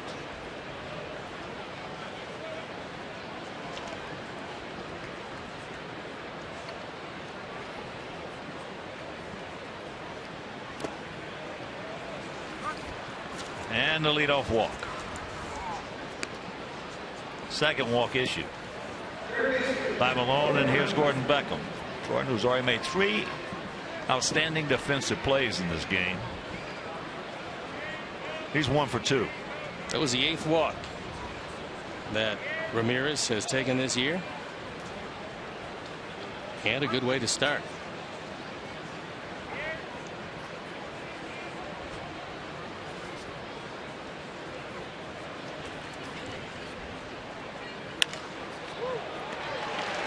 Line shot, hang Wolfham. Sox fans celebrate a special birthday or anniversary or even host a business function in a Diamond Suite at a White Sox game. Diamond Suites can accommodate groups from 10 to 100. Single game packages include great food menus as well as beverages and parking passes. To purchase, visit whitesox.com/group. So the Twins 7-3 against us this year, and they have won 6 out of the last 7, and of the 6 they have won, we have given them 3 of those games, and maybe with this one 4 as that ball hit deep into right center field. Corey is there, and that's out number 2. Gio's hit the ball very hard twice to right center field, which is a step in the right direction, because known as a pull hitter these days, if he goes the opposite way, he's got enough power to take it out. He's shown that to himself. And there's a lot of hits the opposite way, especially when a team always shifts and plays you as a dead pull hitter.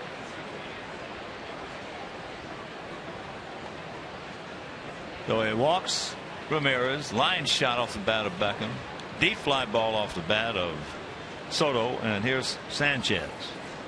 Those 2 hard hit balls are going to send the bullpen to work for the Twins. Drops a slow curveball on him for a strike.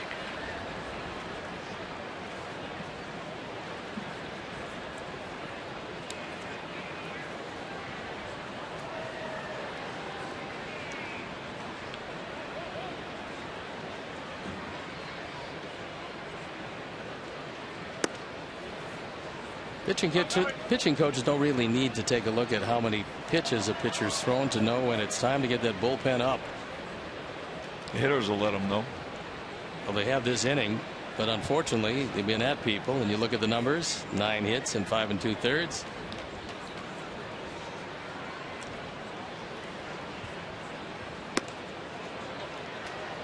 Checks it up. 2-1. And even though Malone has only given up 2 runs, he's yet to have an easy inning. So Ryan Presley starts throwing in the pen.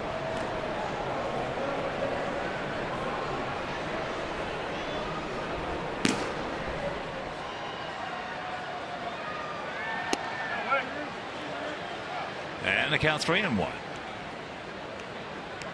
This is exactly what happened in the 3rd inning, where the Sox got their 2 runs, could have had more, but for a fine play by Buxton in center field. And Malone started falling behind, and when he starts to fall behind, he can get in some big trouble quickly. Get through. It will, off the glove. So that'll be a base hit for Carlos. Now 2 on, 2 out.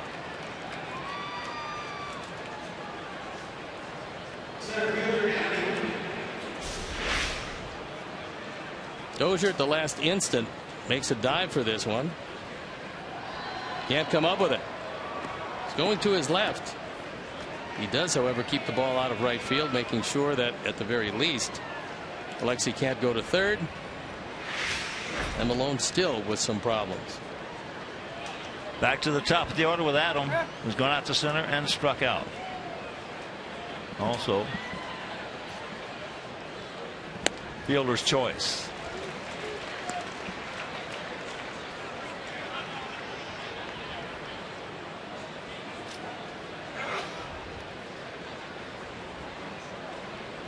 So for the first time since May 26th and 7th, first time we have had 10 or more hits in 2 straight games.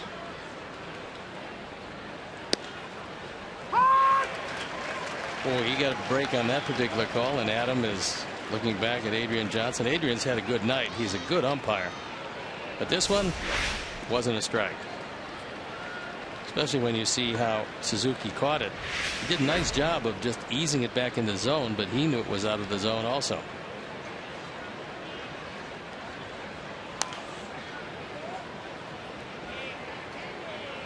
That slow curveball.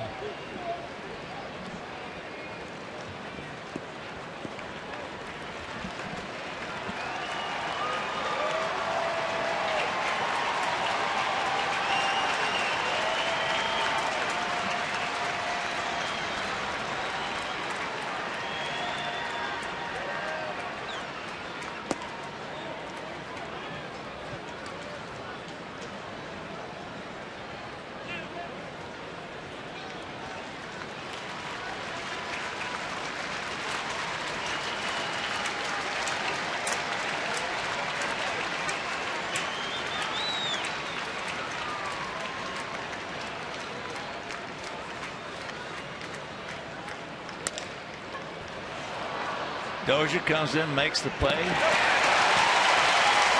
makes a good play to get him. So we stranded a couple. We've left 8, and we trail it by 4.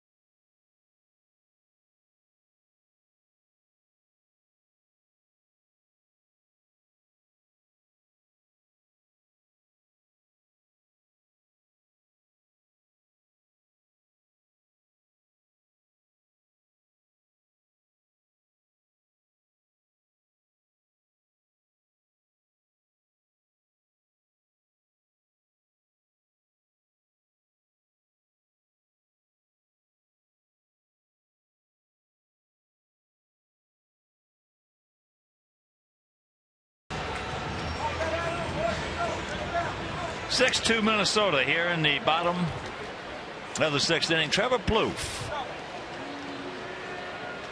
He hit a ball that has turned out to be the play of the game so far, as that ball hit hard into right center field. And nobody's going to get it. So he'll roll in the second with his 17th 2-back.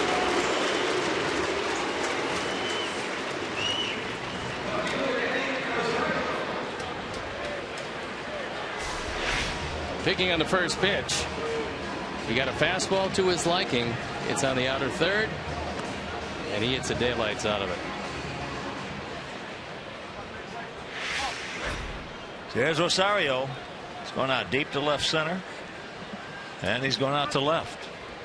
Let's see if the youngster has a good idea of situational hitting. Playing in the Minnesota Twins organization, he should have. They historically have been one of those teams that will execute every chance they get. They haven't had too many managers over the years, but each and every one of them really stressed fundamentals on each side of the equation. That was a terrific article in yesterday's Sunday St. Paul paper by Charlie Walters on Sam Mealy, former manager of Minnesota. Sam now 93 years young.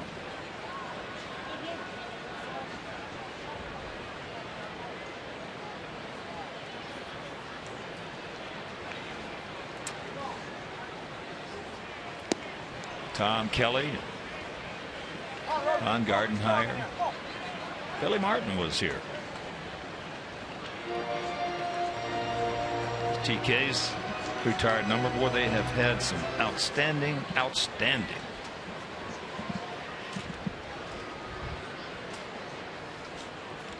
Kent Hrbek, one of my all-time favorite guys to watch play.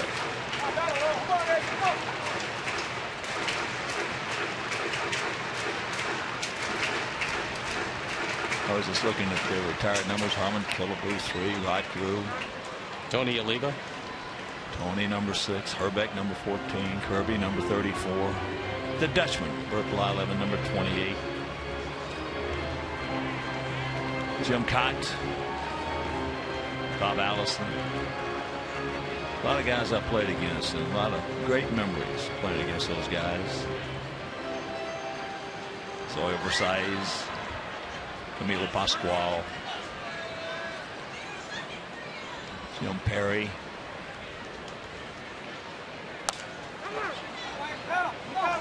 Trying to get it over there. Count hangs it 1-2. Scott Carroll loosening up in the pen. One of the things these Twins do believe in is continuity. There's only been 3 managers since 1986 when Tom Kelly took over for fired former pitching coach Ray Miller. Kelly, Ron Gardenhire, and now Paul Molitor. So it would lead you to believe that if Paul wants to be, he's going to be here for a long time. And that's going to be a fair ball. And now, fair ball. One of the things you have to do, and that includes the pitcher who's going to be fielding bunts as well as the corner infielders, when you come to a ballpark for the first time in a while, you've got to stand at home plate and throw a baseball down each line. And then you're going to have a pretty good idea which way the ball is going to go. Will it roll foul when it's on the dirt inside the line? The answer to that question is a definitive no, and it cost a base hit with a guy just trying to do the right thing. That hole at bat, he was trying to pull the ball to the right side and finally turned into gold. Here's Suzuki, 0 for 1 with a sacrifice fly. So runners at the corners. Now Avi coming in. Got something in his eye? He does. And Herm Jr., Carlos Sanchez, able to fix it for him.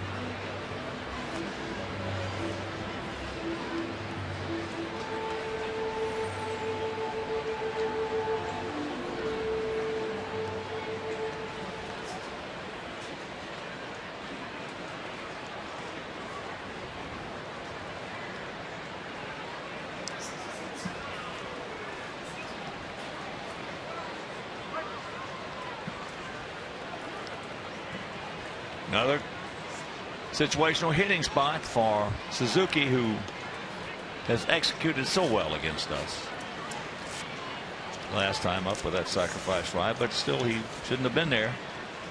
We should have been out of that inning with only 1 run crossing plate. It should be, if you're just tuning in, a 2-2 ball game, but then a big error by Alexei on a perfect double play ball hit off the bat of Trevor Plouffe, and they went on and got 4 unearned runs. High pop up, Avi. Yeah, nobody's going anywhere.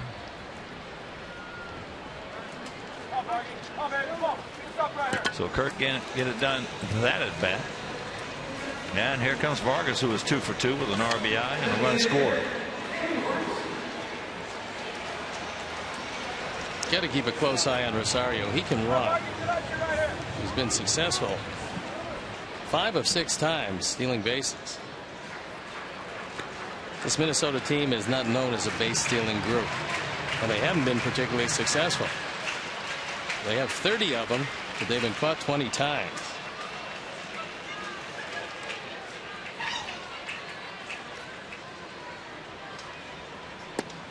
And if you missed that big mistake, perfect double play ball.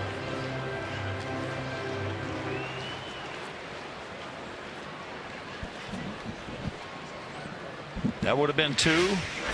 Next hitter, Rosario, went out to left field, so the inning would have been over with just the 1 run, the leadoff homer by Mauer, and it would have been a 2-2 tie.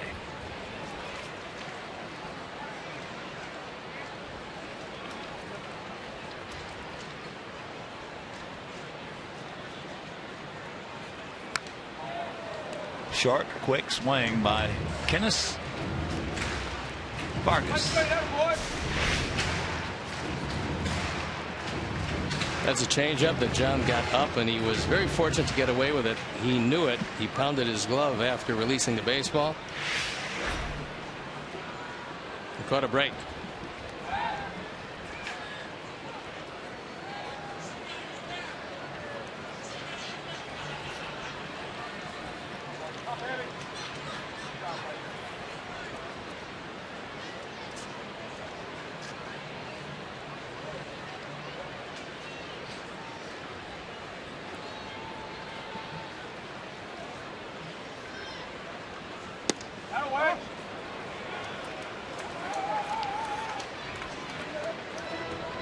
Two and two.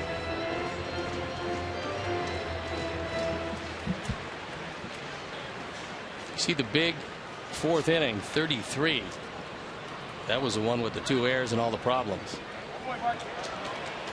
Ball gets away from Soto. That's going to be a wild pitch.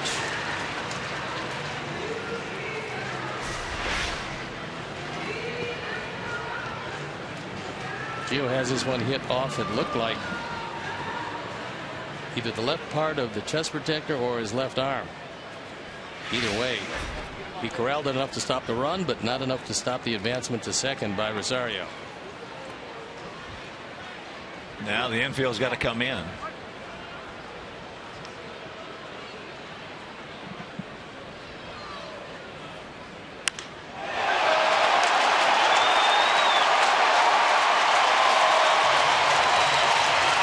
It's 9-2.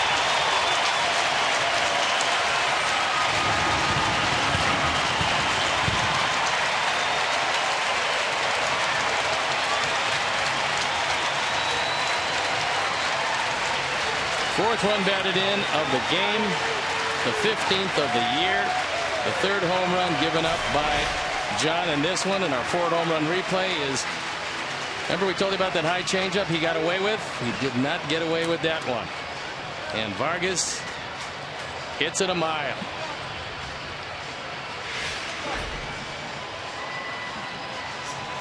And that's going to be it for John as he will depart this one. Scott Carroll will come into this one. And we'll step out and be back after these messages.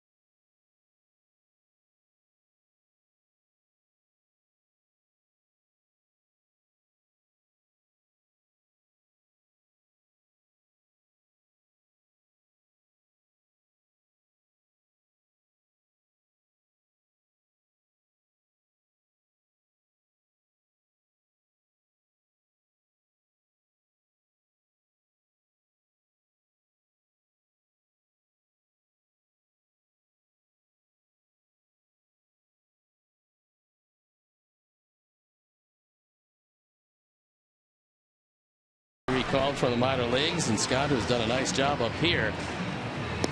On for the 9th time. He's 1-1. His ERA 3.12. And when called on out of the bullpen, especially on days where you need some innings, he's able to do that. So 7 runs down. Robin starting a long road trip with no days off for 7 days. Probably would like to stay out of any further use of that pen. In the 4th inning, Edwin Nunez got a high fastball and took it back into the 7th deck. It was just his 2nd home run of the year, and RBIs 8 and 9. Nunez 1 for 2. That 2-run homer and a grounder to short. So 9-9-0 for them. 2-10 and a huge 2 for us. Actually, huge 1.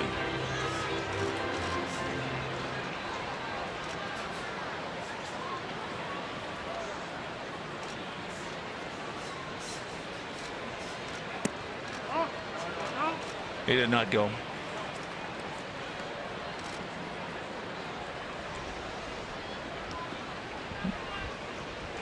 Outfield straight up, bunched a bit. Small gap out there in left center. Ivy way off the line over into right center. There's a wave at that breaking ball.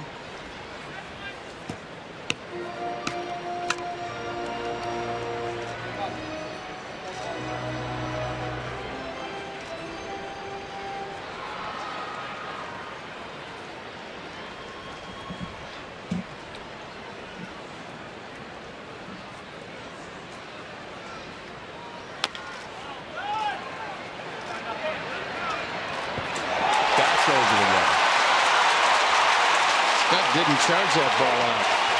Nunez runs pretty well, and Scott kind of waited back and threw it into the runner. So we'll have to see how that's scored. It could be base hit, E1. Could be just straight E1. He got a late start. He came in kind of leisurely. By the time he got it there, he threw it right into Nunez.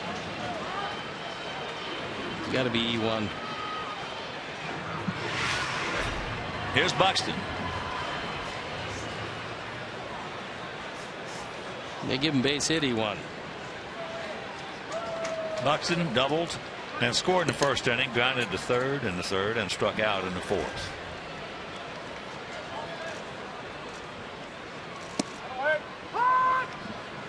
Takes first pitch strike.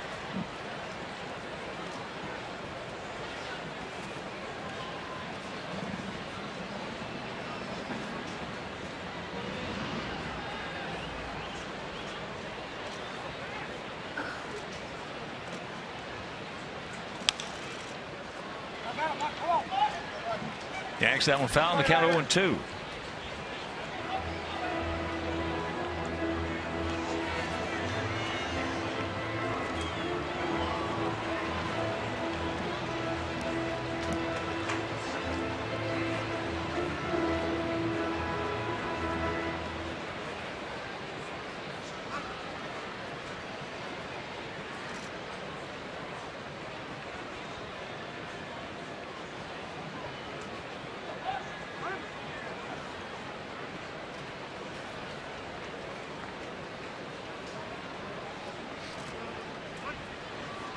Outfield straight up, bunch just a bit. You're about equidistant. Well, not bunch. They're about equidistant.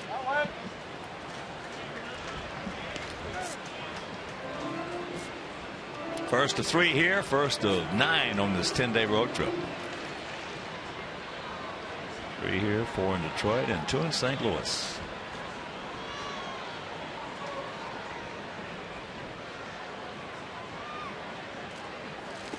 If we can't cinch it up and hunker down any more than we have defensively, it's going to be a long trip.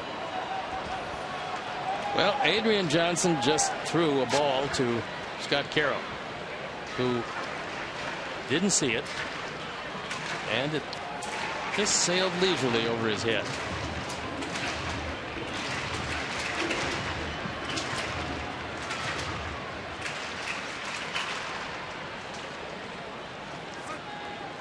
Buxton out of Baxley, Georgia.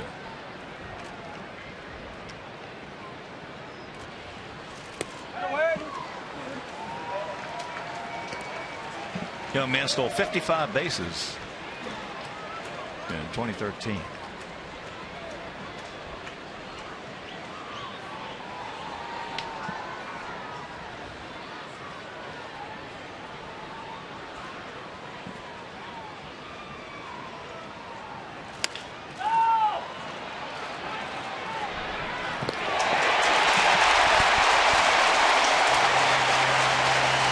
To know the speed of the new guys that come in the league. I was talking with Tom Brunansky about the speed of Buxton. He told me that he remembers hearing Bo Jackson when he ran. He said he's not too sure that Buxton isn't just about as fast. He will not obviously run as hard because he's not as big a man as Bo was. But he can get down the line, and if you hesitate or wait back or don't charge it aggressively enough, you're not going to get him, as illustrated clearly by that. And there's a look at Bruno, the hitting coach of these Twins.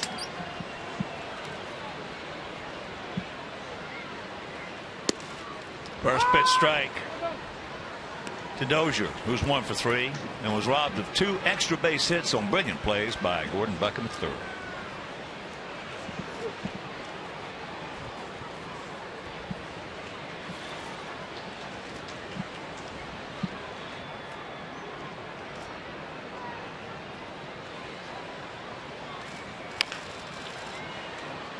You're going to try him again, but it's a little soft and a little foul.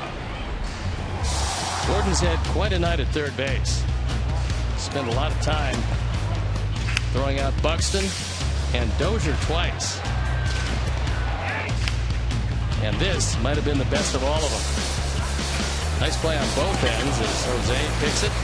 Johnny Danks, very appreciative pitcher. Gordon Beckham with a strong defensive night at third base.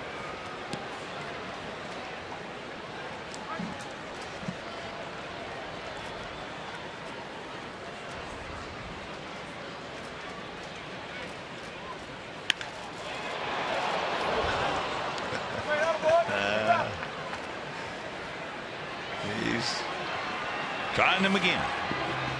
A little too much top hand on that one.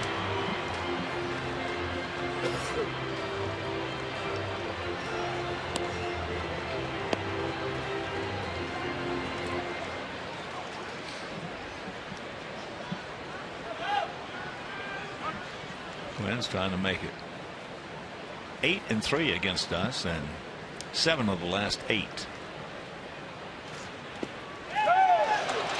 That one got away.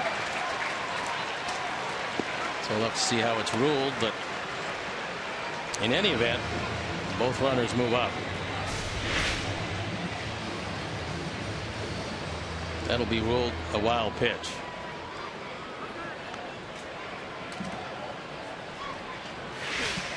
One out. Second and third. 1-2 the count. Dozier with 1 RBI tonight has 33.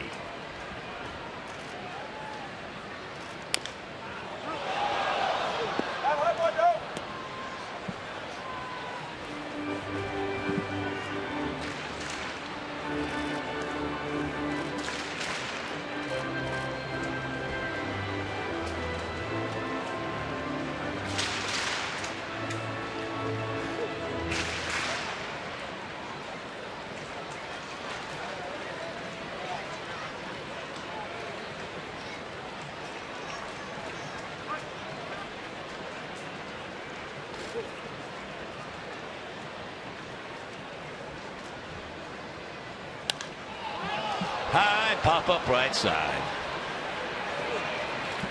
Sanchez making the call. 2 down.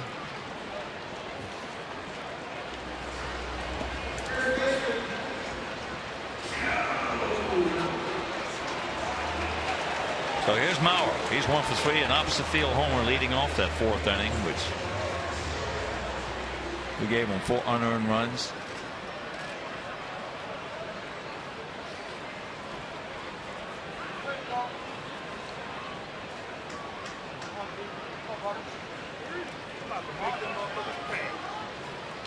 So they're going to go ahead and put him on.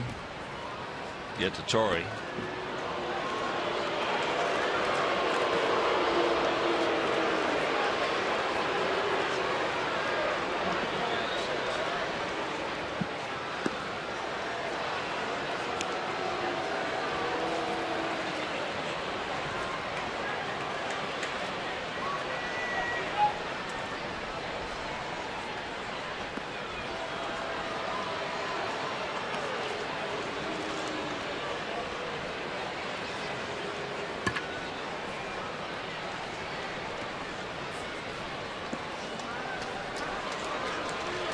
So here comes Torrey.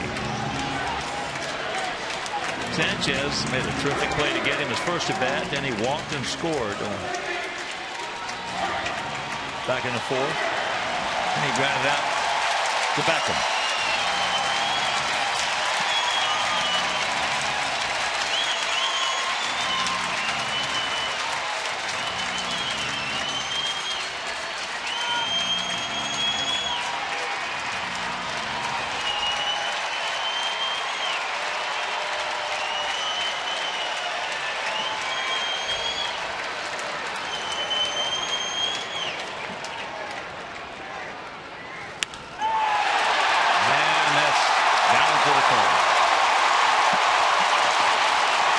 Going to score 2, and it's 11-2, and the double by Torrey Hunter.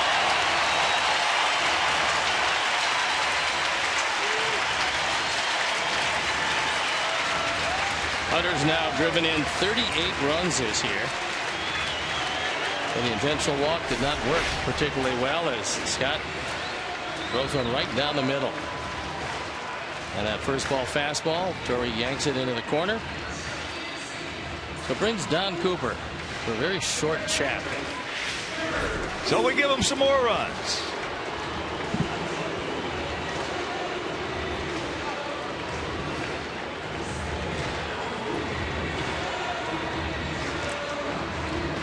I don't care how fast Buxton is. If you can't throw him out on that little ball he hit back to the mound, you got a problem. That was Nunez hit the ball back to the mound. Buxton hit the ground ball to Alexi.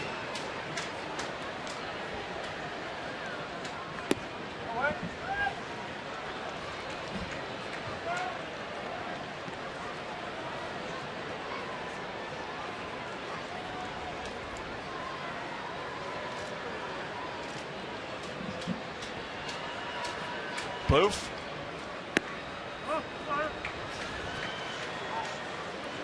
Unfortunately, he started all of this off at a time when still a relative ball game. He crushed the ball to right center field.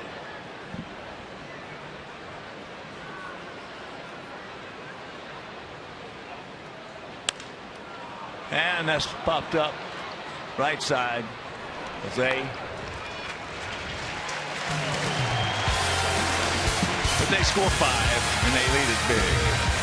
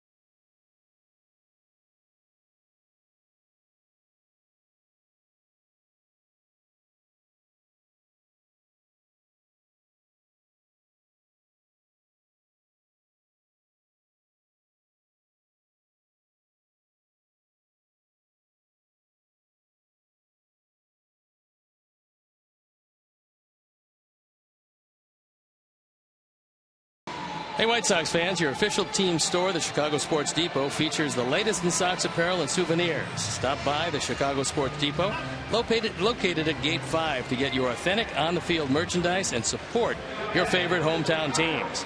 Call 312-674-5SOX for more information or visit chicagosportsdepot.com. So we've got a new pitcher coming in the game. It is Blaine Boyer, who's been a busy man on for the 33rd time. He's 2-3, fine ERA of 2.48. Only 8 walks. Here's Bonifacio to hit for Avi. Takes first pitch strike. Avi was 2 for 3 with a run scored.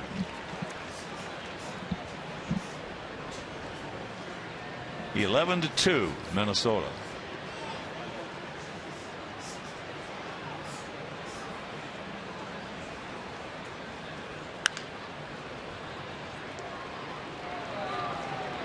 One out.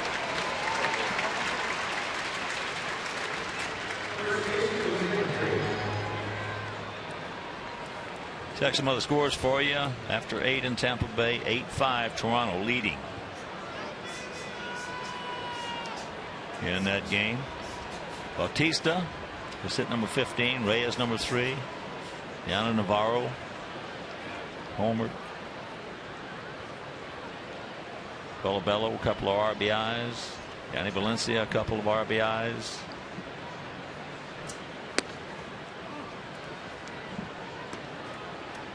As here's Abreu. He's 2 for 3, a single, a double, and he scored a run. Boyer, originally drafted by the Atlanta Braves in the year 2000. Made his way through 4 different organizations. That's in the center field. Buxton is there.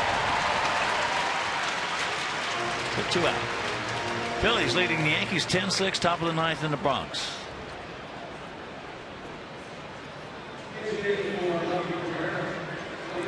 Phillies coming in at 24-47. Seattle leading Kansas City 1-0. That's in the top of the 2nd.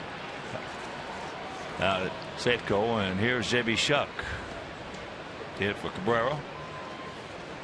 Melky was 0 for 2 with a walk.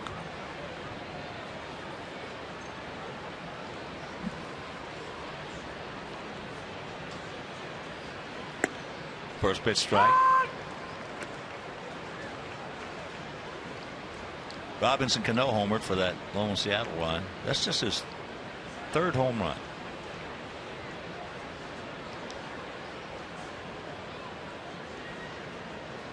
Tigers leading Cleveland 7-4, bottom of the 8th at Progressive Field. Cubs leading the Dodgers 3-1, top of the 8th at Wrigley. Top of the 2nd in L.A.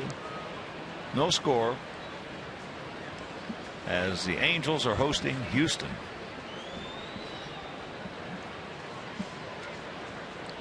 Houston with a 3.5 game lead over Texas, 5.5 over the Halos.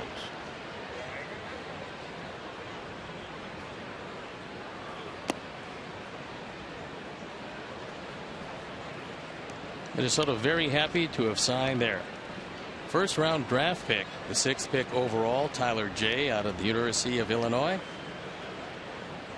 He did pretty well for the Fighting Illini, saving 24 games over the last couple of years with a 1.48 ERA. The Twins very happy to have him. 3-1 to count to Shuck. With the exception of Boston, that East is jammed up. Tampa Bay coming in with a 1-game lead over the Yankees, 3 over Baltimore, 3 over Toronto, and 9 over the Carmines. And there's ball 4. Now here comes Adam. Adam is 2 for 3 with our 2 RBIs. Houston still leading that West.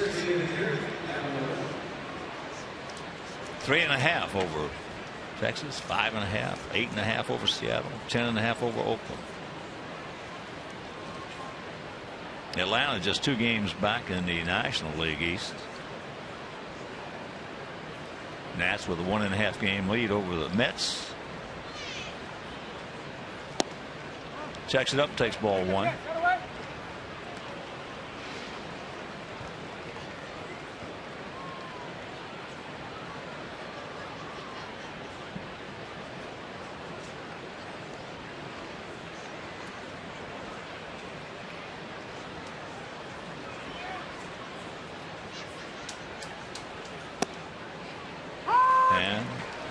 The strike.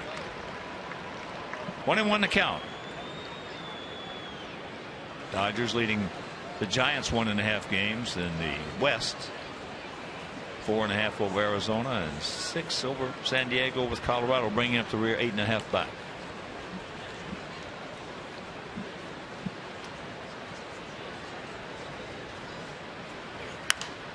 Out of play, left side.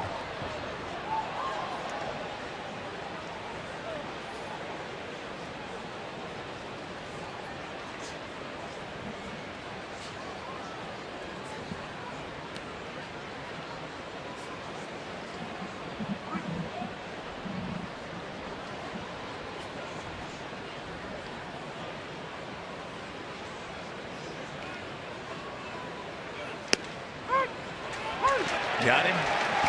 Good pitch. And that'll return to the side. 7th inning stretch. Whoa.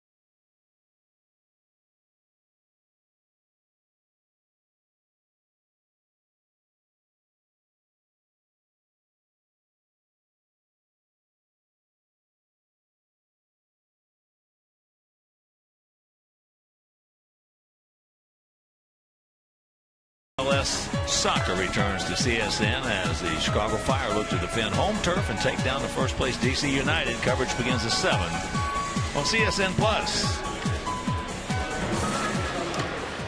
JB Shuck stays in the game. Play right field. Emilio Bonifacio takes over in left field.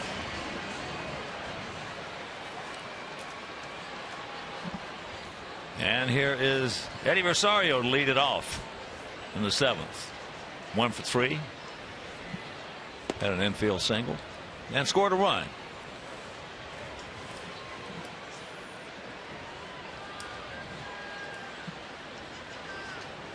Had a 2-2 ball game at one time.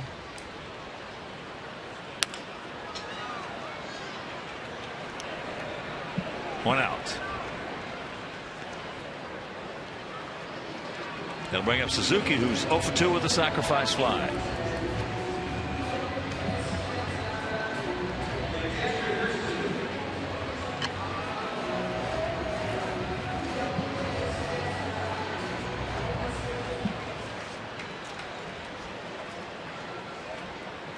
Tomorrow night, Jeff Samardzija against Mike Pelfrey. That game will be over WPWR.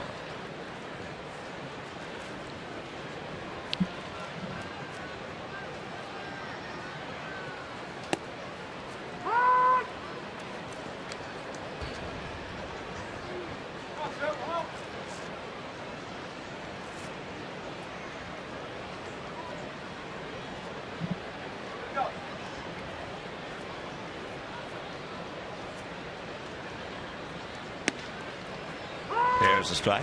Twins actually brought Suzuki here to pretty much play mentor to Josmil Pinto, who it appeared for a while was going to be the catcher of the future for these Twins. Josmil could hit the ball okay, just never figured out how to catch it particularly well behind the plate, and Suzuki has taken over as their number one.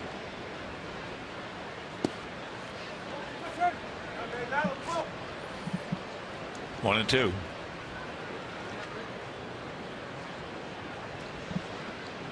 We mentioned Samardzija against Pelfrey tomorrow night. Then on Wednesday, a game right back here on Comcast Sportsnet, Chris Sale against Phil Hughes.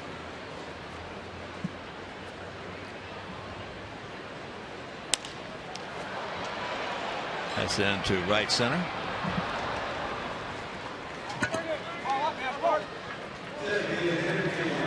So here's Vargas. He was 3 for 3 with an RBI single and a 3-run homer. Vargas was scuffling along, but not from the right side, and unfortunately it was from the right side where he had a big night against Johnny Dax. There's a 3-run homer. He had a couple of singles and another run driven in to go with it. Now he turns around to hit from the left side, which is his weak side.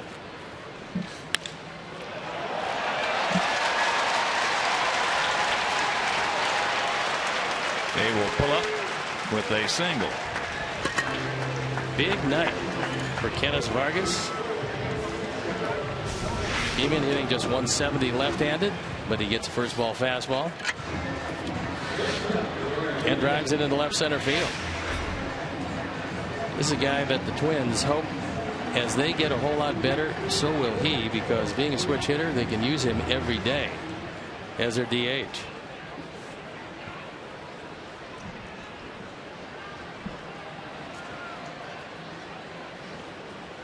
Here's Nunez. 2-run homer and that infield single they gave him on that little dribbler. Back to Scott Carroll. Gave him a base hit on that. And Scott threw it away and poof. A couple more runs scored. At least Charlotte's playing well. They've won 7 in a row. Eric Johnson, 8 scoreless innings last night. He's leading that league in strikeouts.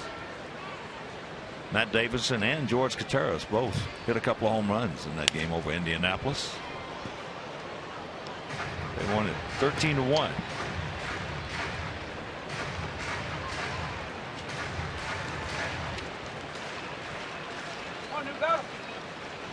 Contreras hitting at .340.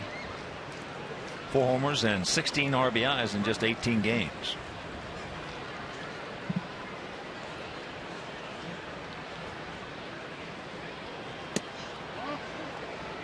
Pitches outside.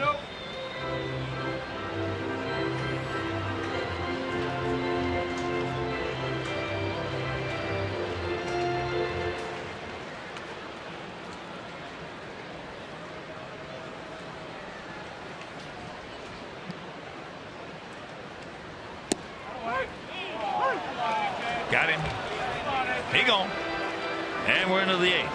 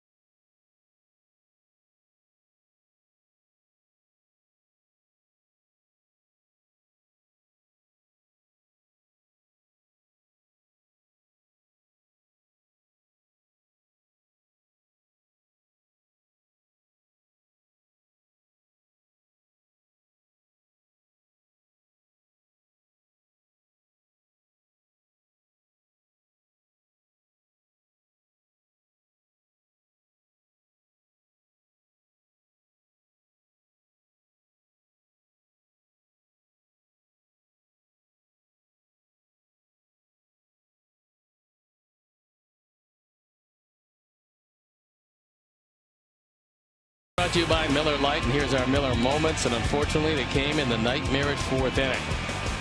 After Mauer led off with a home run, a double play that wasn't made, and then a catch that wasn't made led to a base hit in left field, and Nunez with a 2-run homer. Before all was said and done, it was 5 runs on 3 hits with 2 errors and 4 of the runs unearned. So J.R. Graham comes into the game on for the 19th time. He has no record. He does have a 3.64 ERA. 291 batting average against is not particularly good. First pitch high to Alexei. It was popped just short. Checked it, popped a second, singled, and walked.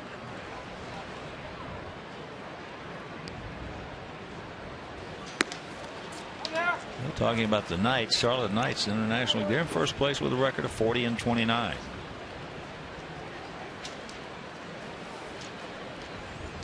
Shane Robinson in right field. Chris Herman takes over at first base. He can play the outfield. He's a backup catcher and now a first baseman.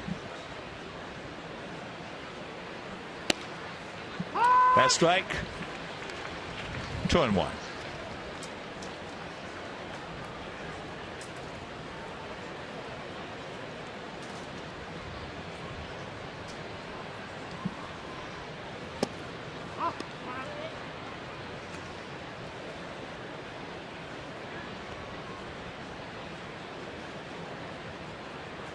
Outfield straight up, spread out.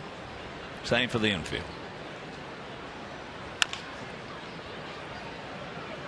Ball hits the bag.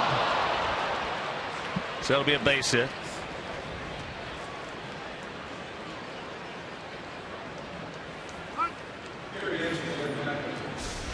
Would have been a tough play to throw out Alexei at first base anyway, but after this happens, no chance.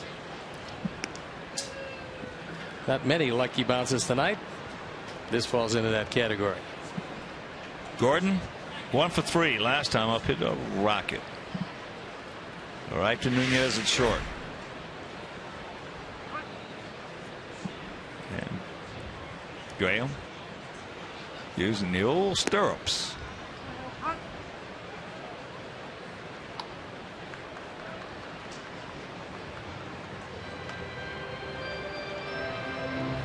Well, you don't see that very much at all anywhere around baseball. Usually if you see them, they're painted on the socks, but those aren't.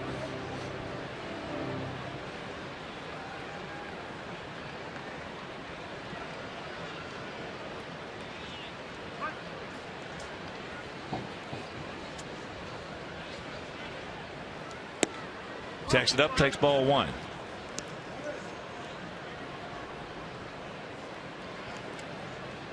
Kansas City now leading Seattle 2-1 after 2 at Safeco. Bottom of the 9th in Cleveland, 8-4 Detroit. Got a final from Tampa Bay, 8-5 Toronto. And a final from the Bronx, Phillies thumped the Yankees 11-8. Limited schedule around Major League Baseball today.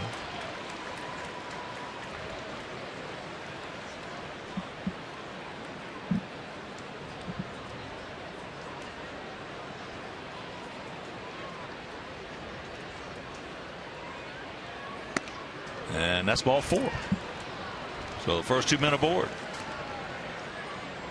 Follow the White Sox wherever you are with MLB.com at Bat, the #1 app for live baseball. At Bat is up to the moment, any moment, with in-game highlights, live look-ins, replay previews, radio broadcasts, statcasts, and more. Get MLB.com at Bat for your smartphone or tablet. So here's Soto. Gio is 1 for 3. A double, strikeout. Then he hit the ball hard to right field.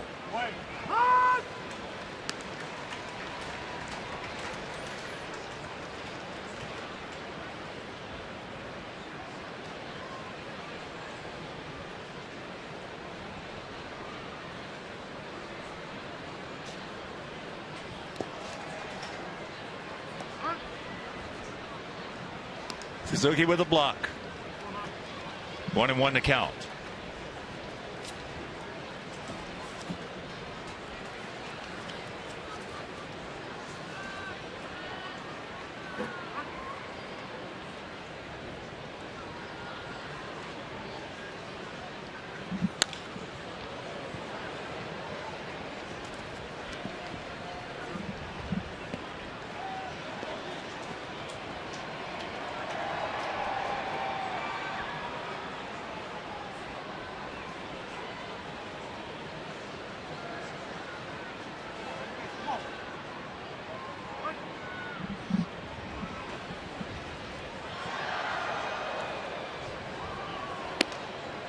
Count evens at 2.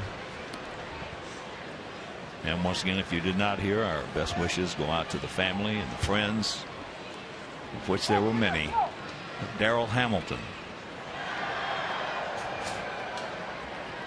Major League outfielder, MLB network announcer, just a terrific person, terrific guy on an apparent murder-suicide.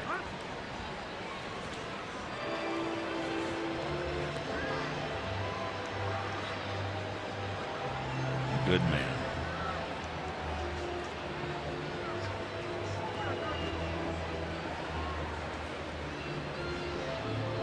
So Suzuki out there to find some way to get House to throw the ball in the zone. Got a 9-run lead. And the last thing any manager or pitching coach want to see is a pitcher who can't get the ball over the plate.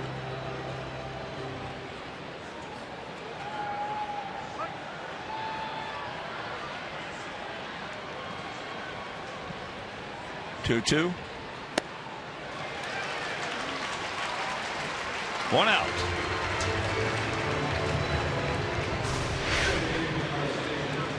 Throws him a slider that's out of the zone, but he hits him.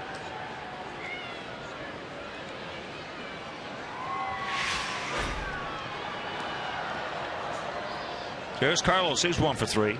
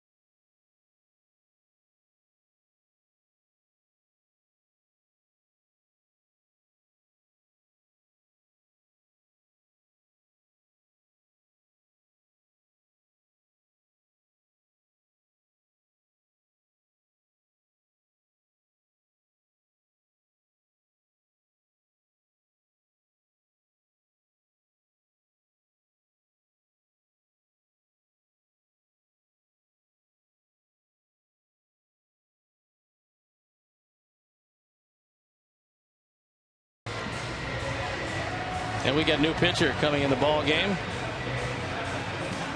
He follows Danks and Carroll. It's Junior Guerra on for the 3rd time. His ERA an even 3. And Robin just wants him to pick up an inning.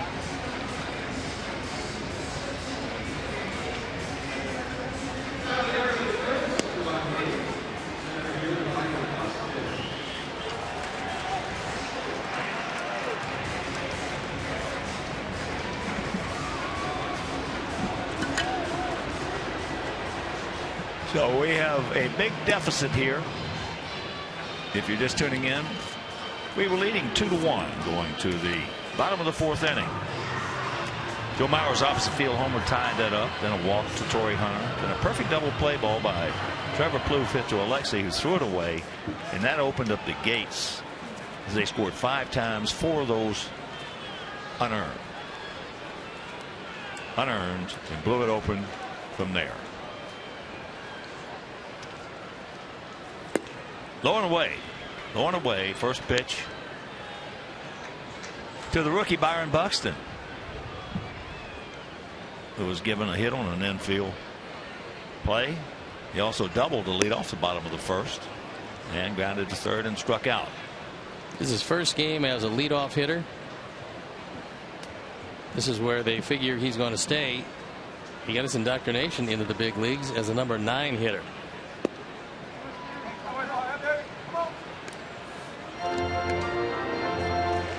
This is just his 9th game.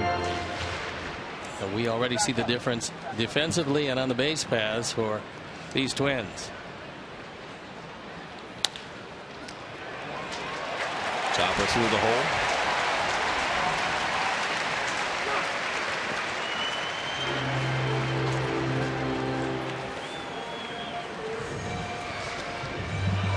Fourteenth hit from Minnesota.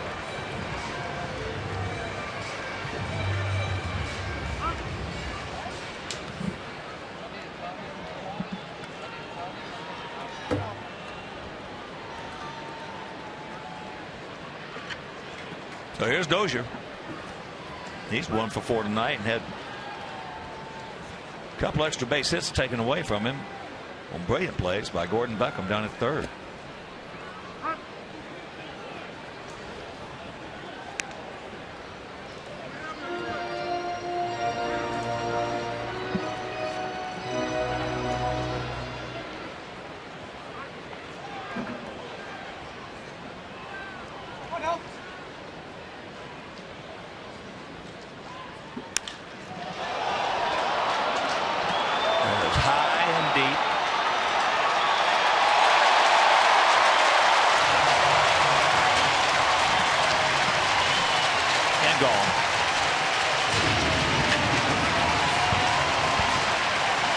Number 14.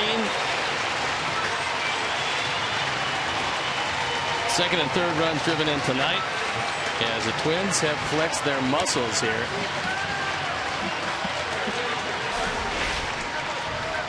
Four home runs, our fourth home run replay. It's a high fastball inside, and Dozier, who loves a fastball in, hits it out. 13-2. And here is Shane Robinson.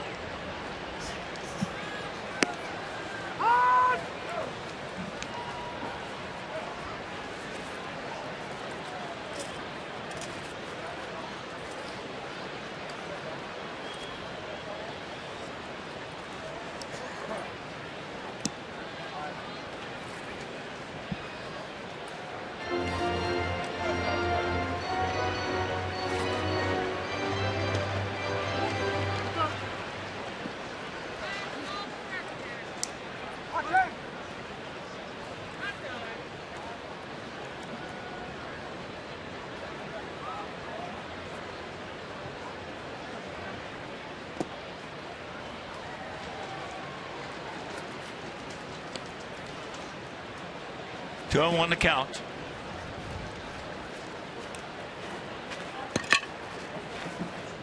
Mauer was 1 for 3 with that intentional walk and that homer. So that's high and 2. Right field.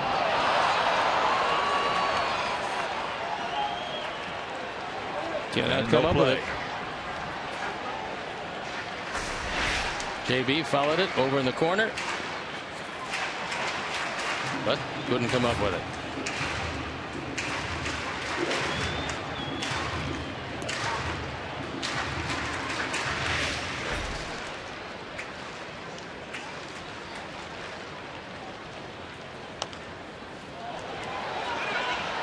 Junior, nice pick.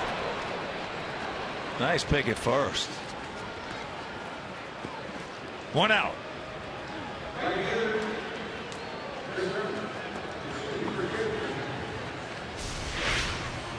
Little tapper in the infield, and Junior from his knees the one hopper. Jose's had a nice game at first base, picking a few of them out of the dirt.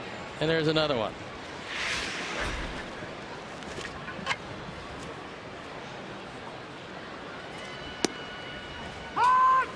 Chris Herman.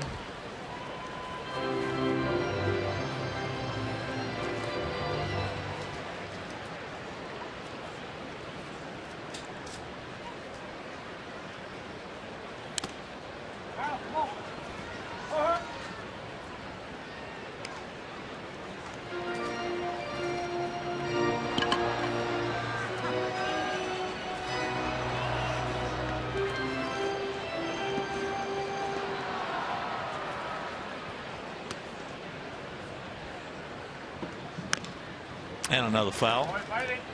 Count hangs it, no balls, 2 strikes.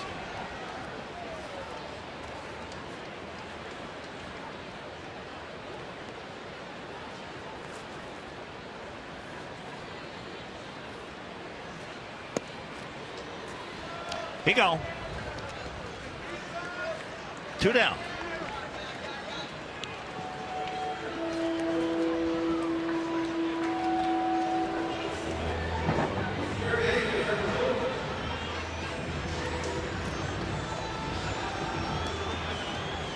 So here's Plouffe. Driver 1 for 4 with a couple of runs scored. He was one to hit the ball that Alexa made their on that opened up the floodgates.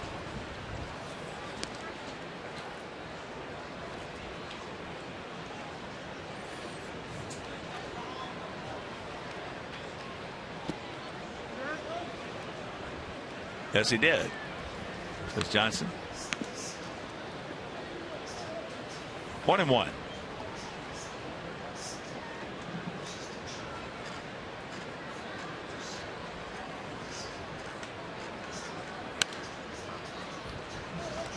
Got it on him. He's fisted it back.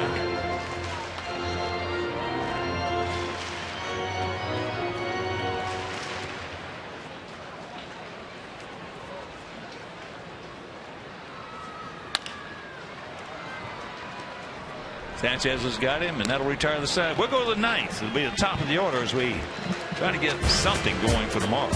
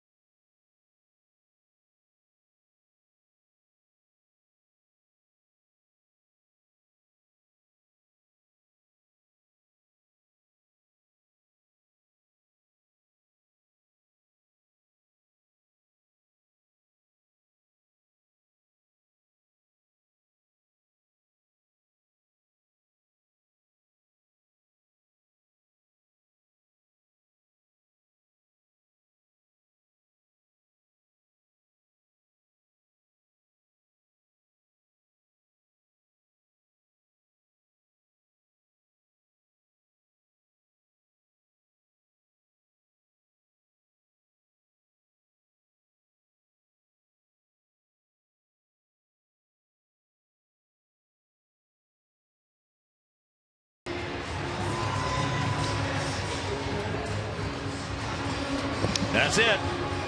It is what it is. 13, 15, and 0. A lot of those 13 are unearned. We have 2.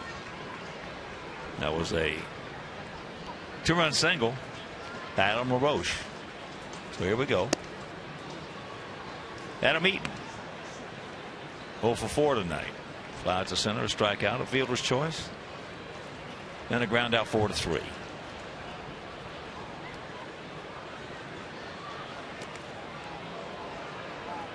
And that got him.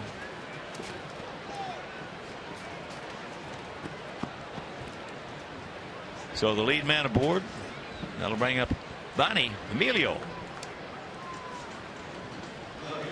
Hit for Avi back in the 7th inning, grounded out to second.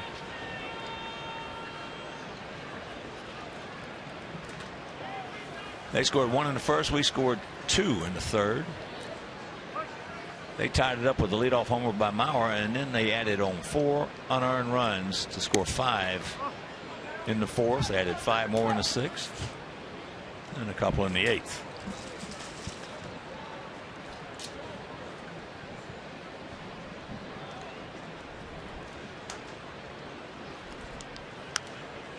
Fouls that one back. Abreu on deck.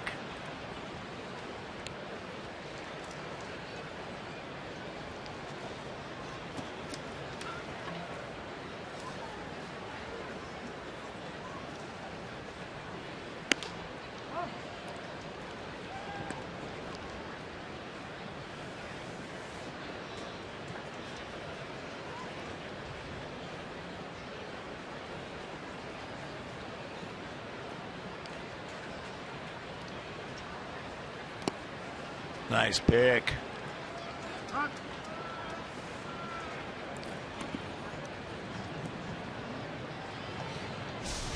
Suzuki's had a good night behind the plate. This is a tough play. He's probably wondering how that one stuck in the glove.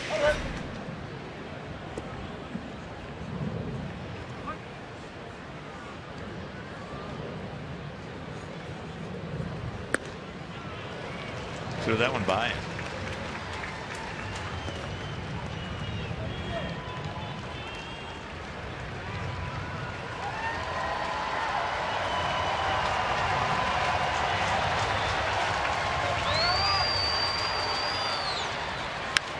And there's a line shot caught.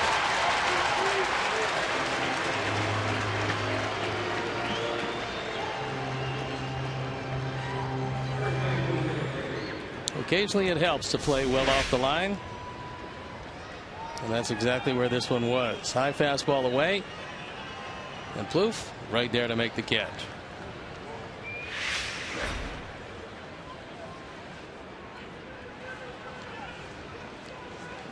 Abreu, a pop up to second, a double, a single, and a fly out to center. Plouffe, nice pick. Back him up, and this ball game is over. So once again, we're starting off with this game tonight on a 10-day, 9-game road trip. We'll have 2 more here, and then we go to Detroit.